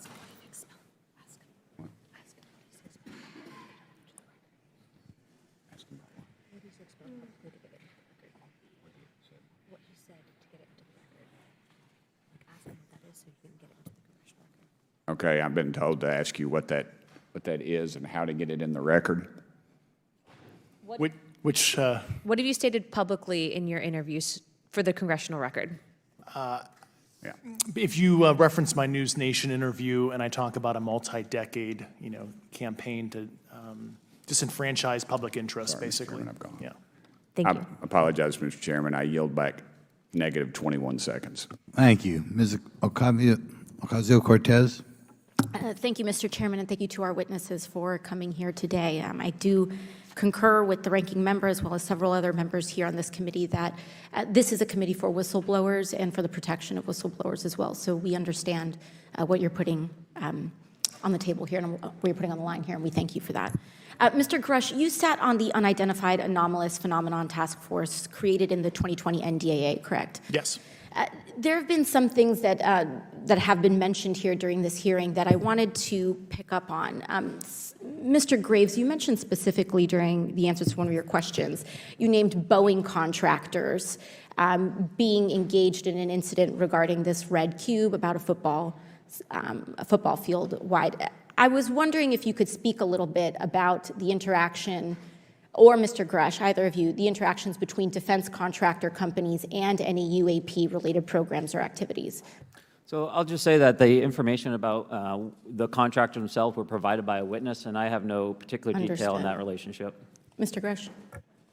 The kind of general unclassed wave tops, certainly the contractors, are the metal benders, so to speak. They're the ones actually doing specific performance on government contracts. Are they required to issue any disclosure regarding UAP sightings, or do they engage in any reporting around this? In terms of the contractors? Yes. Not that I'm aware of. They do not. Okay. Now, when it comes to notification that you had mentioned about IRAD programs, we have seen defense contractors abuse their contracts before through this committee. I have seen it personally, and I have also seen the notification requirements to Congress abused.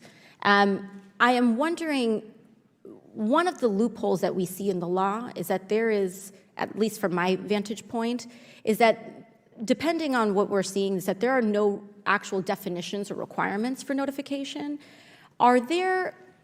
What methods of notification did you observe? Like when they say they notified Congress, how did they do that? Do you have insight into that? For certain IRAD activities, I can only think of ones conventional in nature. Sometimes they flow through certain, I'll just say, SAP programs that have cognizant authority over the Air Force or something, and those are congressionally reported compartments, but IRAD is literally internal to the contractor, so as long as it's money, either profits, private investment, et cetera, they can do whatever they want. To put a finer point on it, when there is a requirement for any agency or company to notify, or any agency to notify Congress, do they contact the chairman of a committee? Do they get them on the phone specifically? Is this through an email to hypothetically a dead email box? A lot of it comes through what they call the PPR, Periodic Program Review process, if it's a SAP or Controlled Access Program Equity, and then those go to the specific committees, whether it be the SAS, CAS, HISI. Thank you. I apologize, my time is limited. Mr. Graves, one of your main concerns is that the FAA currently does not have an official process to receive reports of UAP from pilots or others, correct?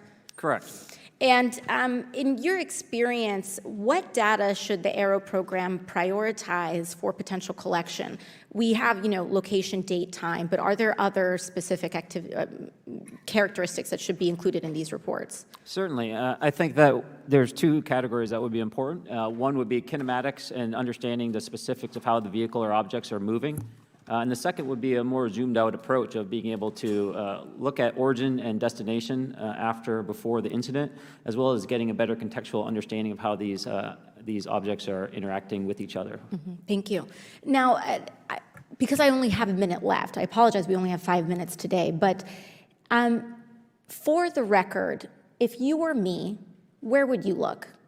Titles, programs, departments, regions, if you could just name anything. And I put that as an open question to the three of you. I'd be happy to give you that in a closed environment. I can tell you specifically. Thank you. Commander Fravor? And I would say, and I've told people that you have to know where to look. They're not going to divulge it to you because of the classification levels. But if you know where to look and who to talk to, which is exactly what Mr. Grusch can point you, then you have them. Okay. Mr. Graves? I was an operator, so I was depending on folks like Mr. Grusch to do that homework. Okay. Thank you very much. I yield back to the chair. Mr. Biggs? Thanks, Mr. Chairman. I thank the witnesses for being here today. I'm over here. Thank you so much for being here. I want to get into specifics here, and the reason I'm going to go this way is because you've talked a bit about what I would call misdirection by official U.S. government with regard to UAPs, right? And so I'm going to get to that in a second. But last week, White House NSC spokesman John Kirby stated that UAPs are having an impact on our training ranges and need to be treated as a legitimate issue. Do you concur with his statements? That's for each of you. Yes. Yes. Yes. Okay. Now, having said that, I'm going to take you to specific instances around the Phoenix Valley, because that's where I live. And in '97, we had the famous Phoenix Light case. I don't know if any of you are familiar with that. There were two things that went along with that, and the explanation was military training range off Luke and the Barry Goldwater Range. Do you know anything different other than the official explanation of those lights? Only what's in the public vernacular about it. That was outside the scope of my duties. And if we wanted to, just my question along with my colleague from New York, Ms. Ocasio-Cortez, if we wanted to find out more about that, where would we go to find the files, and who would we address? And are you going to tell me we need to go to a SCIF so you can tell us in a SCIF? I could potentially give you a vector on that. That specific case, I'm familiar with it in terms of public, but I give you a vector in a closed environment, yeah. That would be good, thank you. So if it's true that UAPs are having an impact on training ranges, and this administration considers it to be a legitimate issue, what steps can Congress take to address training range impacts? And I say that having two very large training ranges in my state. And so we'll start with Mr. Graves and going down the panel. Some of the initial procedures have been implemented, such as within the United States Navy, that have a range failure report that gathers information from pilots. I understand that a service-wide reporting mechanism is still pending. However, that would be a great next step, not only for gathering information, but for showing the troops that it is an acceptable topic and reducing the stigma. Okay, please, all of you continue. Yeah, as a recipient of a lot of those training range reports, sometimes we only get contextual kind of oral reporting. It'd be nice if they attached all sensor data and there's a system in place that can handle multiple classifications of data. And that's an issue with the F-35, right? That jet was never built to be an ISR platform. And it's a pain in the, we'll just say butt, to get that data off, so, yeah. Great, thank you. Yeah, I would agree with the previous two. Being a user of those training ranges, that the data has to be out there. You have to acknowledge that you're seeing them, and then you have to collect the data. Right now, you get the report, someone says, I saw something, but no one collects the radar data to back it up and do research. Okay. Do you believe that the 2019 classification guidelines for UAPs interferes with the federal government's ability to be transparent with the American people And do you think we need to be more transparent with the American people? All of you, yeah. I'll say yes to that. Yeah, I'm familiar with at least the UAP Task Force 2019 Security Classification Guide. I think it's fair. I did actually help author that with the director you got a bias that yeah, way then. But I will say, I'll call it a lazy attitude about declassifying videos. I mean, I've seen some of the videos of the recent shoot down, and I saw no reason that couldn't have been released as long as they mask some data.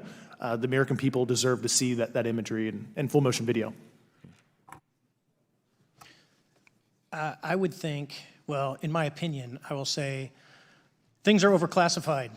I know for a fact the video or the pictures that came out in the 2020 report that had the stuff off the East Coast, they were taken with an iPhone off the East Coast. A buddy of mine was one of the senior people there, and he said they were originally classified at TSSCI. And my question to him was, what's TSSCI about these? They're an iPhone literally off the vacapes. That's not TSSCI. So they're overclassified, and as soon as they do that, they go in a vault, and then you all have to look for them. Yeah, so with the overclassification, that may be one way. Are there other ways that the DOD or intelligence agencies are keeping this information from the American people or even from Congress? I think part of that has been not encouraging reporting. If the problem is not something that can be measured, it's not something that's going to be fixed. Okay, very good. Well, I'm out of time, and I thank you, Mr. Chairman, and I yield back. First of all, without objection, Representative Nick Langworthy of New York has waived on the subcommittee for purpose of questioning witnesses at today's subcommittee hearing. And then we go to Mr. Burleson. Thank you, Mr. Chairman. Appreciate you guys coming out today, testifying. Look, I've been here for 6 months, and I'm pretty skeptical. I don't trust anything in this town. And so I think that's because I'm from Missouri. You've got to show me, right? With that being said, there's been a lot of things that have been said in the public, Mr. Grusch, and so I want to get down to, if we can, some specifics, right? So at one point you had said that there has been harmful activity or aggressive activity. Has any of the activity been aggressive, been hostile in your reports? I know of multiple colleagues of mine that got physically injured. And the activity, and I got by UAPs or by people within the federal government? Both.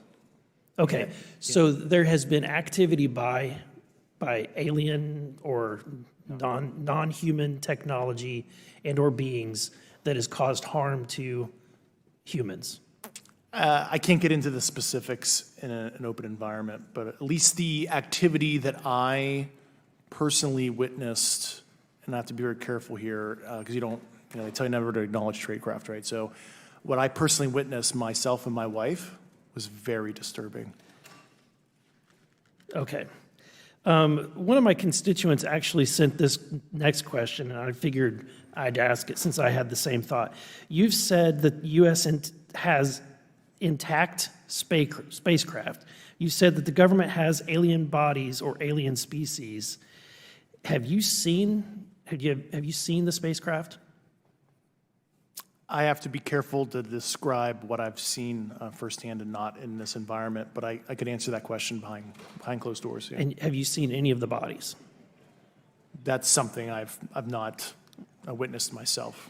Okay, and so with that being said, and the other statement that has been made that was intriguing to me it's intriguing because my view has been that we are billions of light years away from any other system. And the concept that an alien species that's technologically advanced enough to travel billions of light years gets here and somehow is incompetent enough to not survive Earth or crashes is something that I find a little bit far-fetched. And with that being said, you have mentioned that there's interdimensional potential. Could you expound on that? Yeah, to answer your first question, and I'm here as a fact witness and expert, but I will give you a theoretical framework, at least to work off, to kind of espouse crashes, regardless of your level of sentience, right? Planes crash, cars crash.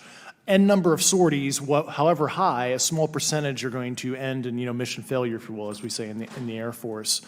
And then in terms of multidimensionality, that kind of thing, the framework that I'm familiar with, for example, is something called the holographic principle. It derives itself from general relativity and quantum mechanics, and that is, if you want to imagine a 3D object such as yourself casting a shadow onto a 2D surface, that's the holographic principle. So you can be projected, quasi-projected from higher dimensional space to lower dimensional. It's a scientific trope that you can actually cross, literally, as far as I understand, but there's probably guys with PhDs that we could probably argue about that. But you have not seen any documentation that that's what's occurring? Only a theoretical framework discussion, yes. Okay. Okay. Occam's razor is that these aircraft, have they been identified that they are being produced by domestic, military and contractors? Is there any evidence that that's what's being recovered? Not to my knowledge, plus the recoveries predate a lot of our advanced programs that I previously am witting of, so. Would it be safe to say that there could be a scenario today where you have an aircraft that crashes because it's been involved in one program from one federal agency, but the agency that retrieves it is not aware of that program, and to them it appears alien in origin? I mean, that's a hypothetical situation. I'm not aware of any historical situation that would match that you described. So you're not aware? It has not happened that you're aware of? That I'm aware of. Thank you, Mr. Chairman. I yield back.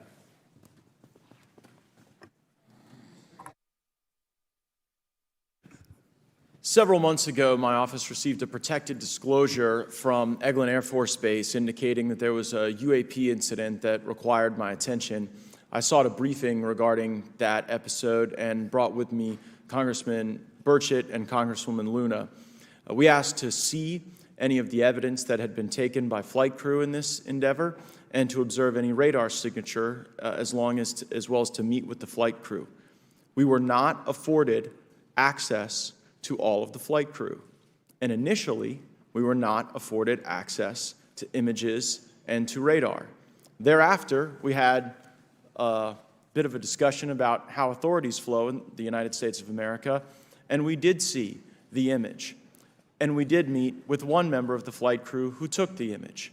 The image was of something that I am not able to attach to any human capability, either from the United States or from any of our adversaries. And I'm somewhat informed on the matter, having served on the Armed Services Committee for 7 years, having served on the committee that oversees DARPA and advanced technologies for several years.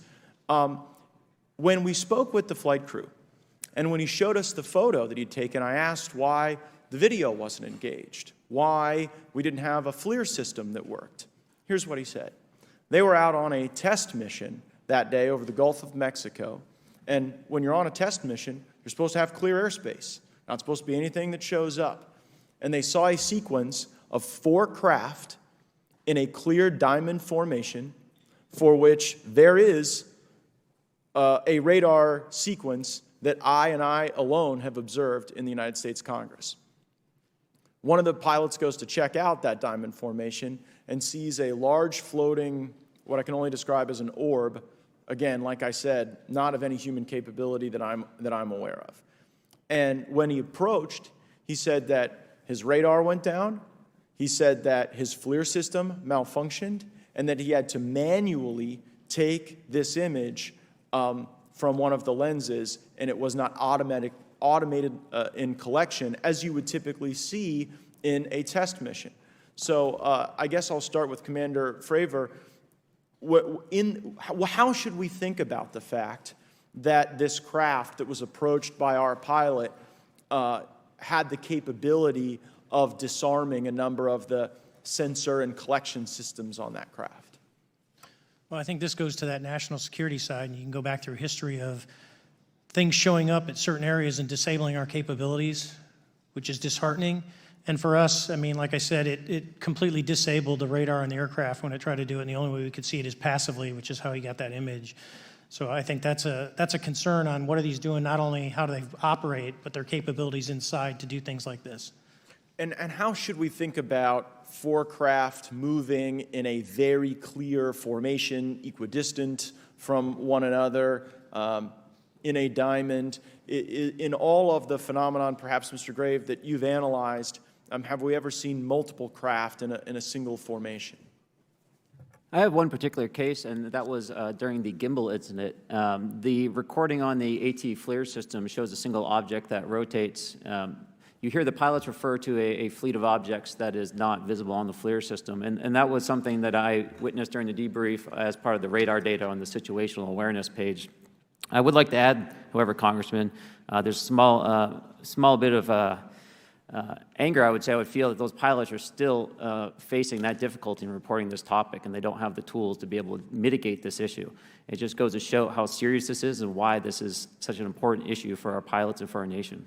It was stated explicitly to me by these test pilots that if you have a UAP experience, the best thing you can do for your career is forget it and not tell anyone. Because any type of reporting, either above the surface or below the surface, does have a perceived consequence to these people, and that is a culture we must change if we want to get to the truth. Mr. Chairman, I would observe that perhaps as we move forward from this hearing, there are some obvious next steps.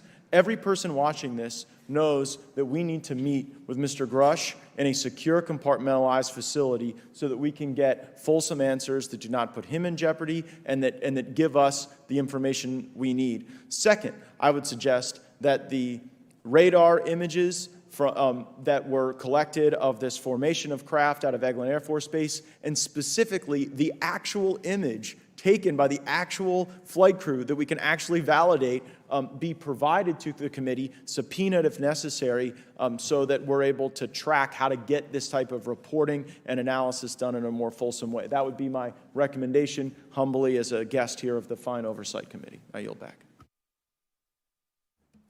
Ms. Mays.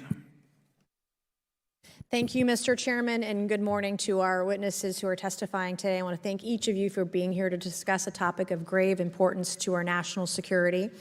Earlier this year, a Chinese spy balloon was shot down off the coast of my home state of South Carolina. Since the Roswell incident in 1947, many Americans have wondered about the dangers of unknown objects crisscrossing our skies. Whether these are UAPs or weather phenomena, advanced technology from American allied or enemy forces, or something more out of this world. So my first question, I have several questions, and if we can just be quick on these first two, I'm going to ask each of you the same question, and then I'll get to each of you individually. The first one, when you reported your experiences with a UAP, did any of you face any repercussions with your superiors, yes or no? No. No. I've actually never seen anything personally, believe it or not. So. All right. And then do you believe there's an active disinformation campaign within our government to deny existence of UAPs, yes or no? I don't have an answer to that. As previously stated publicly, yes. I think previously with like Project Blue Book, yes, but currently I don't speak for the United States government. Okay, thank you.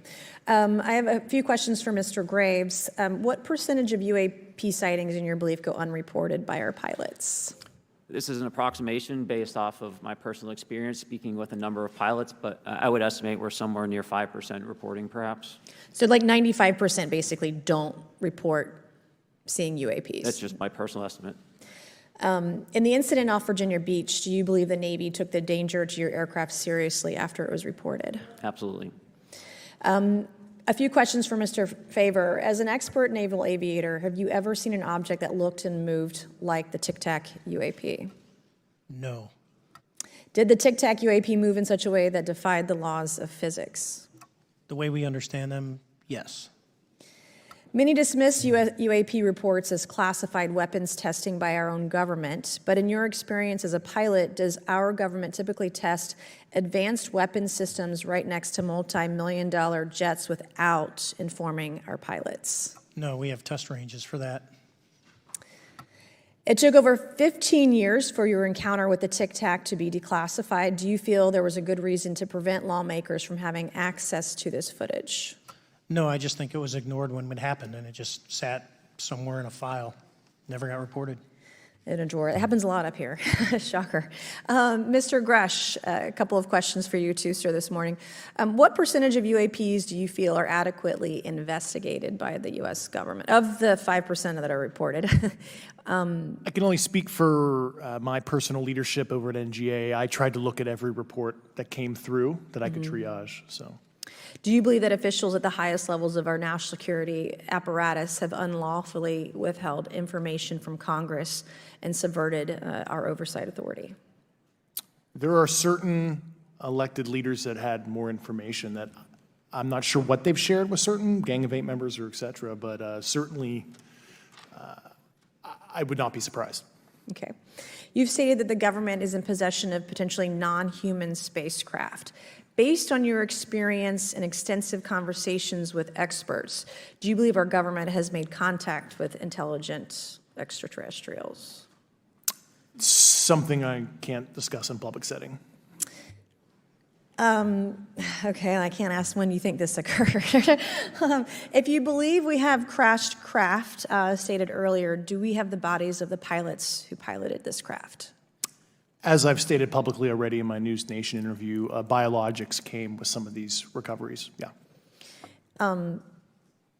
Were they, I guess, human or non-human biologics?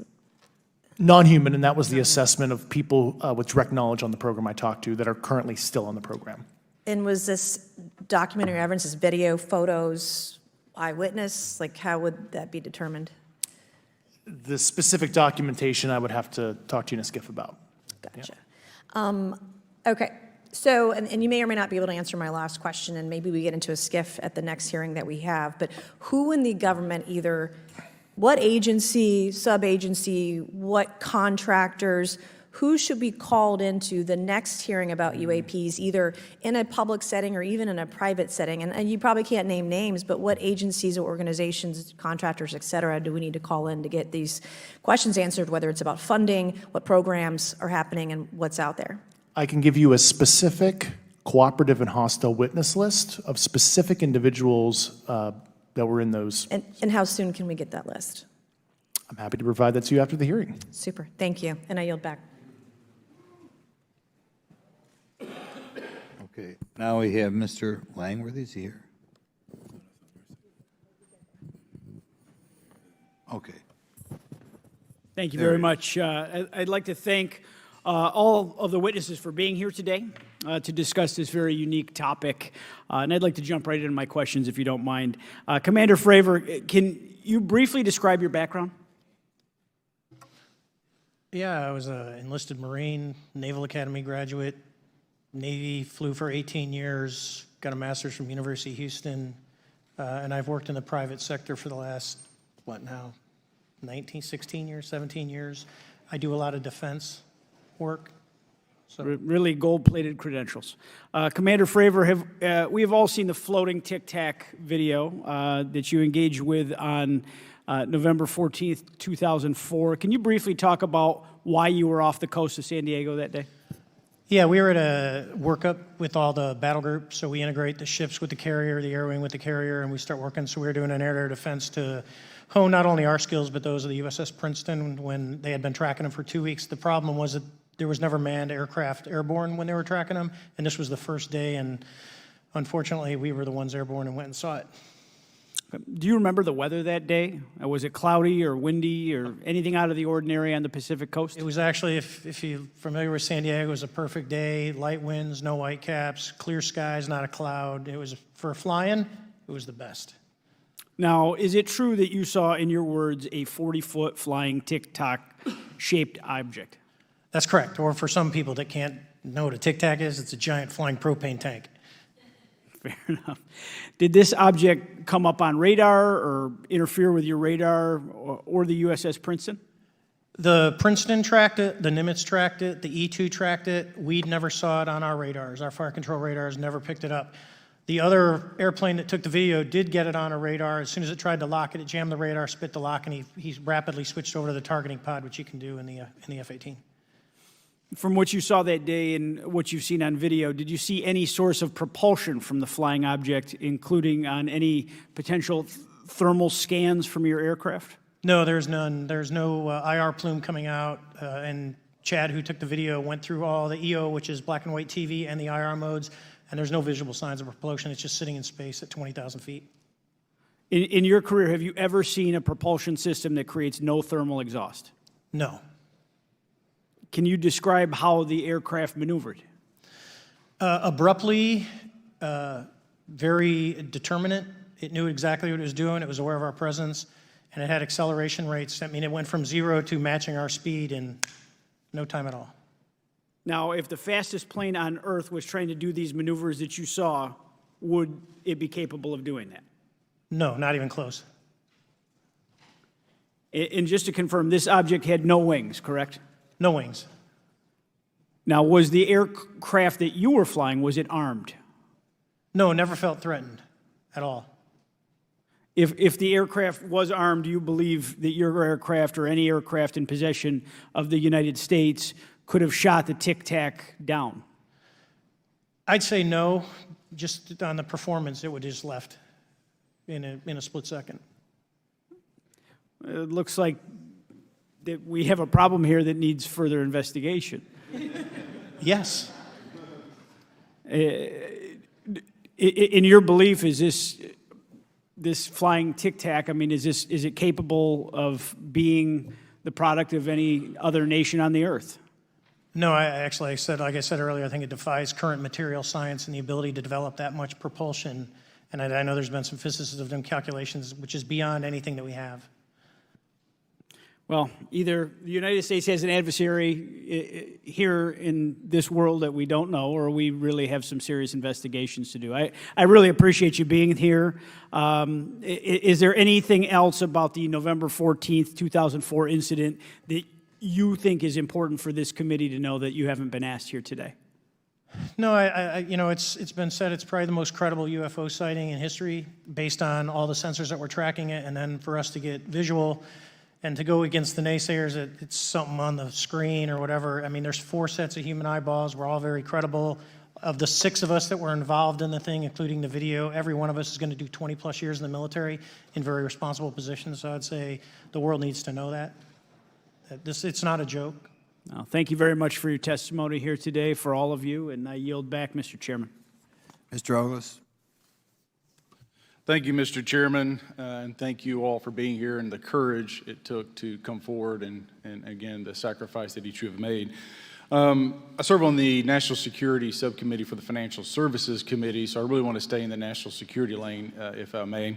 So when we think about traditional adversaries and both us towards them and them towards us, we probe their capabilities. We look for weaknesses, and we collect that data, that reconnaissance for in the event we need it in the future.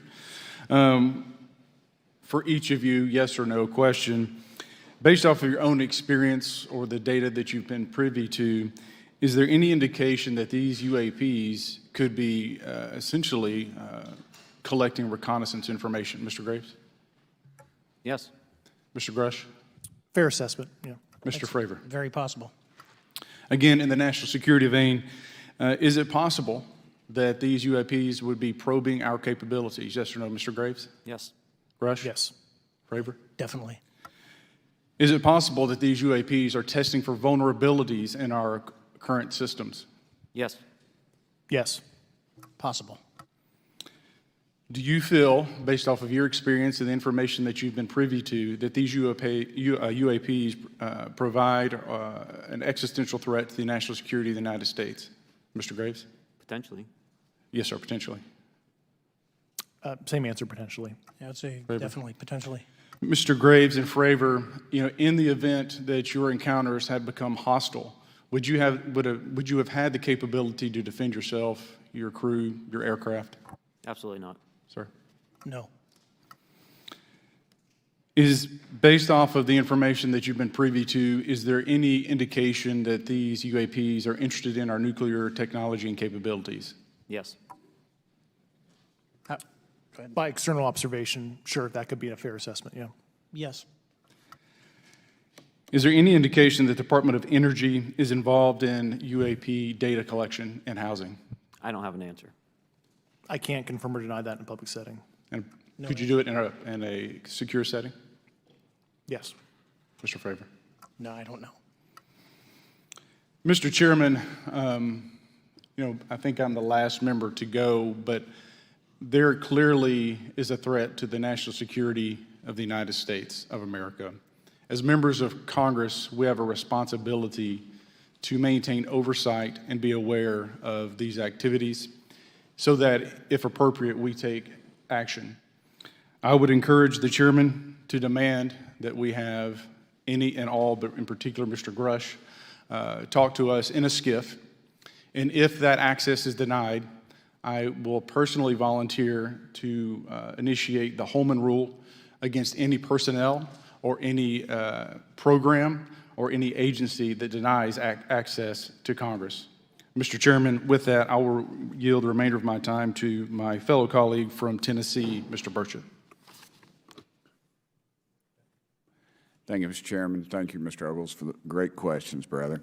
Mr. Grusch, I might have asked this before, but I want to make sure. Do you have any personal knowledge of someone who's possibly been injured working on legacy UAP reverse engineering? Yes. Okay. How were they injured? Is it something like a radioactive type situation or something we didn't understand? I've heard people talk about Havana syndrome type incidences. What was your recollection of that? I can't get into specifics, but you could imagine assessing an unknown unknown. There's a lot of potentialities you can't fully prepare for. How do you think we ought to handle UAP whistleblower complaints like yours in the future? Yeah, there was some issue with mine. So, PPD 19 process, it goes to the Intel committees, either through PPD 19 or ICD 120. There's not a good way for the Intelligence Community Inspector General to provide that to other committees. And I asked my information to be sent to the House and Senate Armed Services Committee because there are Title X equities at play, but there was no smooth process to do so. Yeah. It's a trash can. Are you aware of any individuals that are participating in reverse engineering programs for non-terrestrial craft? Personally, yes. Do you know any that would be willing to testify if there were protections for them? Certainly closed door and assurances that breaking their NDA, they're not going to get administratively punished for so. Yeah. I yield, Mr. Chairman. Thank you. We're going to do something a little bit out of the ordinary here. We're going to give 3 people a chance at an additional 3 minutes. So Mr. Burchett, do you want to keep going? Why don't you come back to me, Mr. Chairman? Ms. Luna, if she's on, is she on that list? I'm on the special. Sure. Chairman, I'd like to submit for the record an article by News Nation, and it follows Mr. Grusch's full interview for the record. Without objection. Thank you. Mr. Grusch, why is it that you refer to the phenomenon as non-human intelligence? Why deviate from the basis of extraterrestrial life? I think the phenomenon is very complex, and I like to leave an open mind analytically to specific origin. When you say specific origin, are you referring, can you elaborate on that for those that might not? If it's a traditional extraterrestrial origin or something else that we don't quite understand from either a biological or astrophysics perspective, I just like to keep an open mind on what it could be, Okay, and referring to your News Nation interview, you had referenced specific treaties between governments. Article 3 of the Nuclear Arms Treaty with Russia identifies UAPs. It specifically mentions them. To your knowledge, are there safety measures in place with foreign governments or other superpowers to avoid an escalatory situation in the event that a UAP malevolent event occurs? Yeah, you're referring to actual public treaty in the UN Register. It's funny you mentioned that. Yeah, the Agreement on Measures to Reduce the Risk of Outbreak of Nuclear War, signed in 1971. Unclassified treaty, publicly available. And if you cite the George Washington University National Security Archives, you will find the declassified in 2013 specific provisions in the specific red line flash message traffic with the specific codes pursuant to Article 3 and Article, also Situation 2, which is in the previously classified NSA archive. What I would recommend, and I tried to get access, but I got a wall of silence at the White House, was those specific incidents when those message traffic was used. I think some scholarship on that would open the door to a further investigation using those publicly available information. Thank you. And then my last question with 51 seconds remaining. You mentioned white-collar crimes potentially being taking place in regards to a cover-up. Can you please elaborate?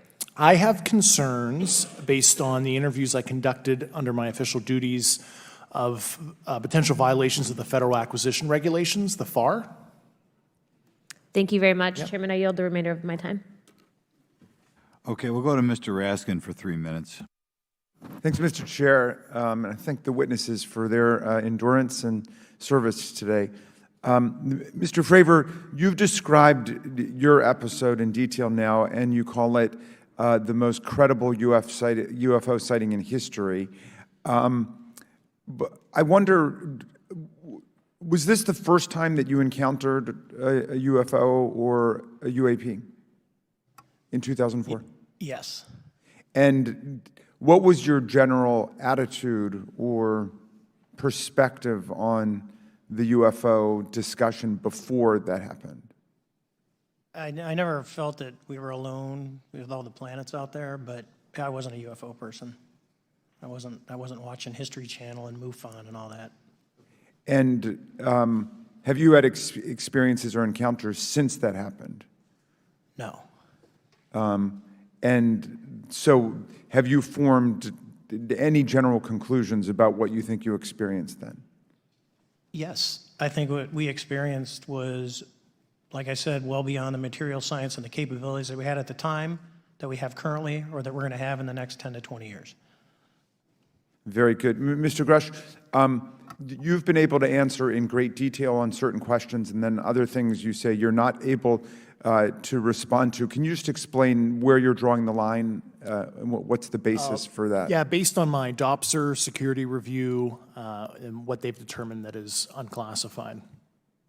I see. So you're answering any questions that just call upon your knowledge of unclassified questions, but anything that relates to classified matters you're not commenting on in this context? In an open session, but happy to participate in a closed session at the right level, yeah. Okay. And Mr. Graves, you've said that there are dozens of fellow pilots, military pilots. Are there also commercial pilots who've encountered the same kind of sightings that you described before? They are similar. Commercial pilots have less range and less sensors to be able to reach out and look for objects over wide swaths of airspace. And so pilots are seeing them, commercial pilots are seeing them, and they're typically closer, and the range of what they're seeing is pretty large. What is the most vivid, concrete sighting with the naked eye of the objects that you described before, the cube-like objects? Certainly. I think the most vivid sighting of that would have been near midair that we had at the entrance to our working area. One of these objects was completely stationary at the exact entrance to our working areas, not only geographically but also at altitude. So it was right where all the jets are going, essentially, on the eastern seaboard. The two aircraft flew within about 50 feet of the object, and that was a very close visual sighting. And you were in one of the aircraft? I was not. I was there when the pilot landed. He canceled the mission after, and I was there. He was in the ready room with all his gear on, with his mouth open, and I asked him what the problem was, and he said he almost hit one of those darn things. He said he was 50 feet away from it? Yes, sir.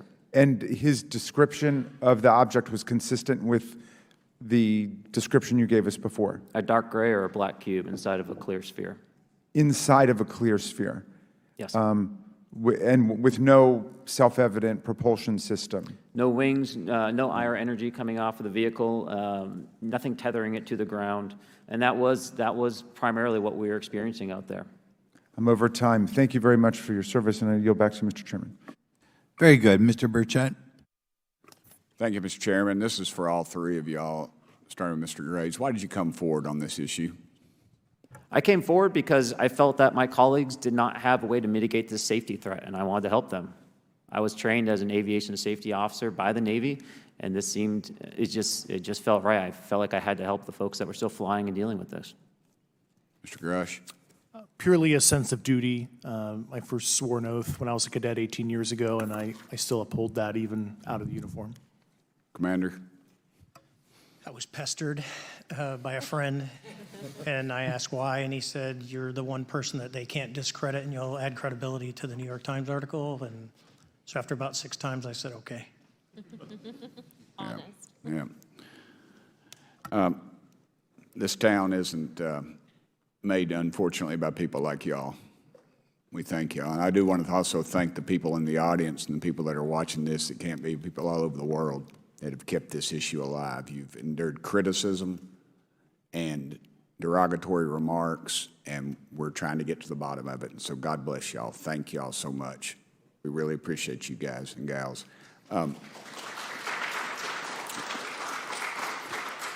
That's why we need term limits. Y'all keep clapping, us politicians just keep talking. So let me ask y'all, how can the public contribute to UAP reporting, and what avenues you think are available to the public to report these sightings?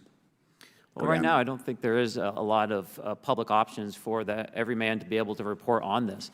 I think even for professionals that have sensor data that are seeing these on a regular basis, they're still hesitant to come forward.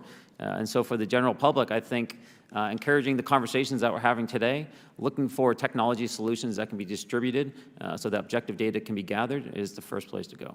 Mr. Grusch? I'll just touch on the whistleblower side of it. I do encourage, current and former military, intelligence community, and industry contractors to come forward in a legal way, either through the IC or DoD or whatever the cognizant IGs are, to lead, join me in this discussion.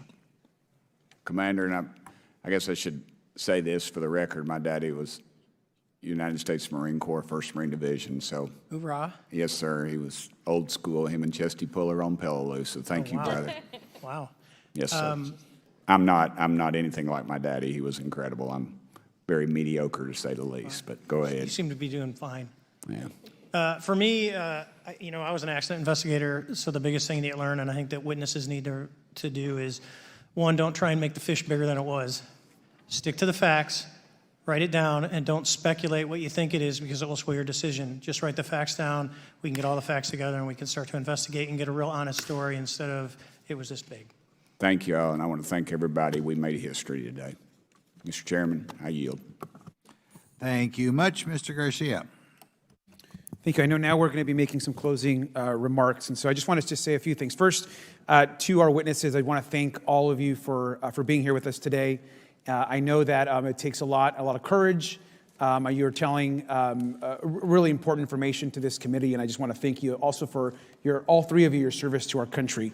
I also want to just note that today's hearing was both important but also serious, and I want to thank our subcommittee chairman, Mr. Grothman, I think, for running a very fair and substantive hearing.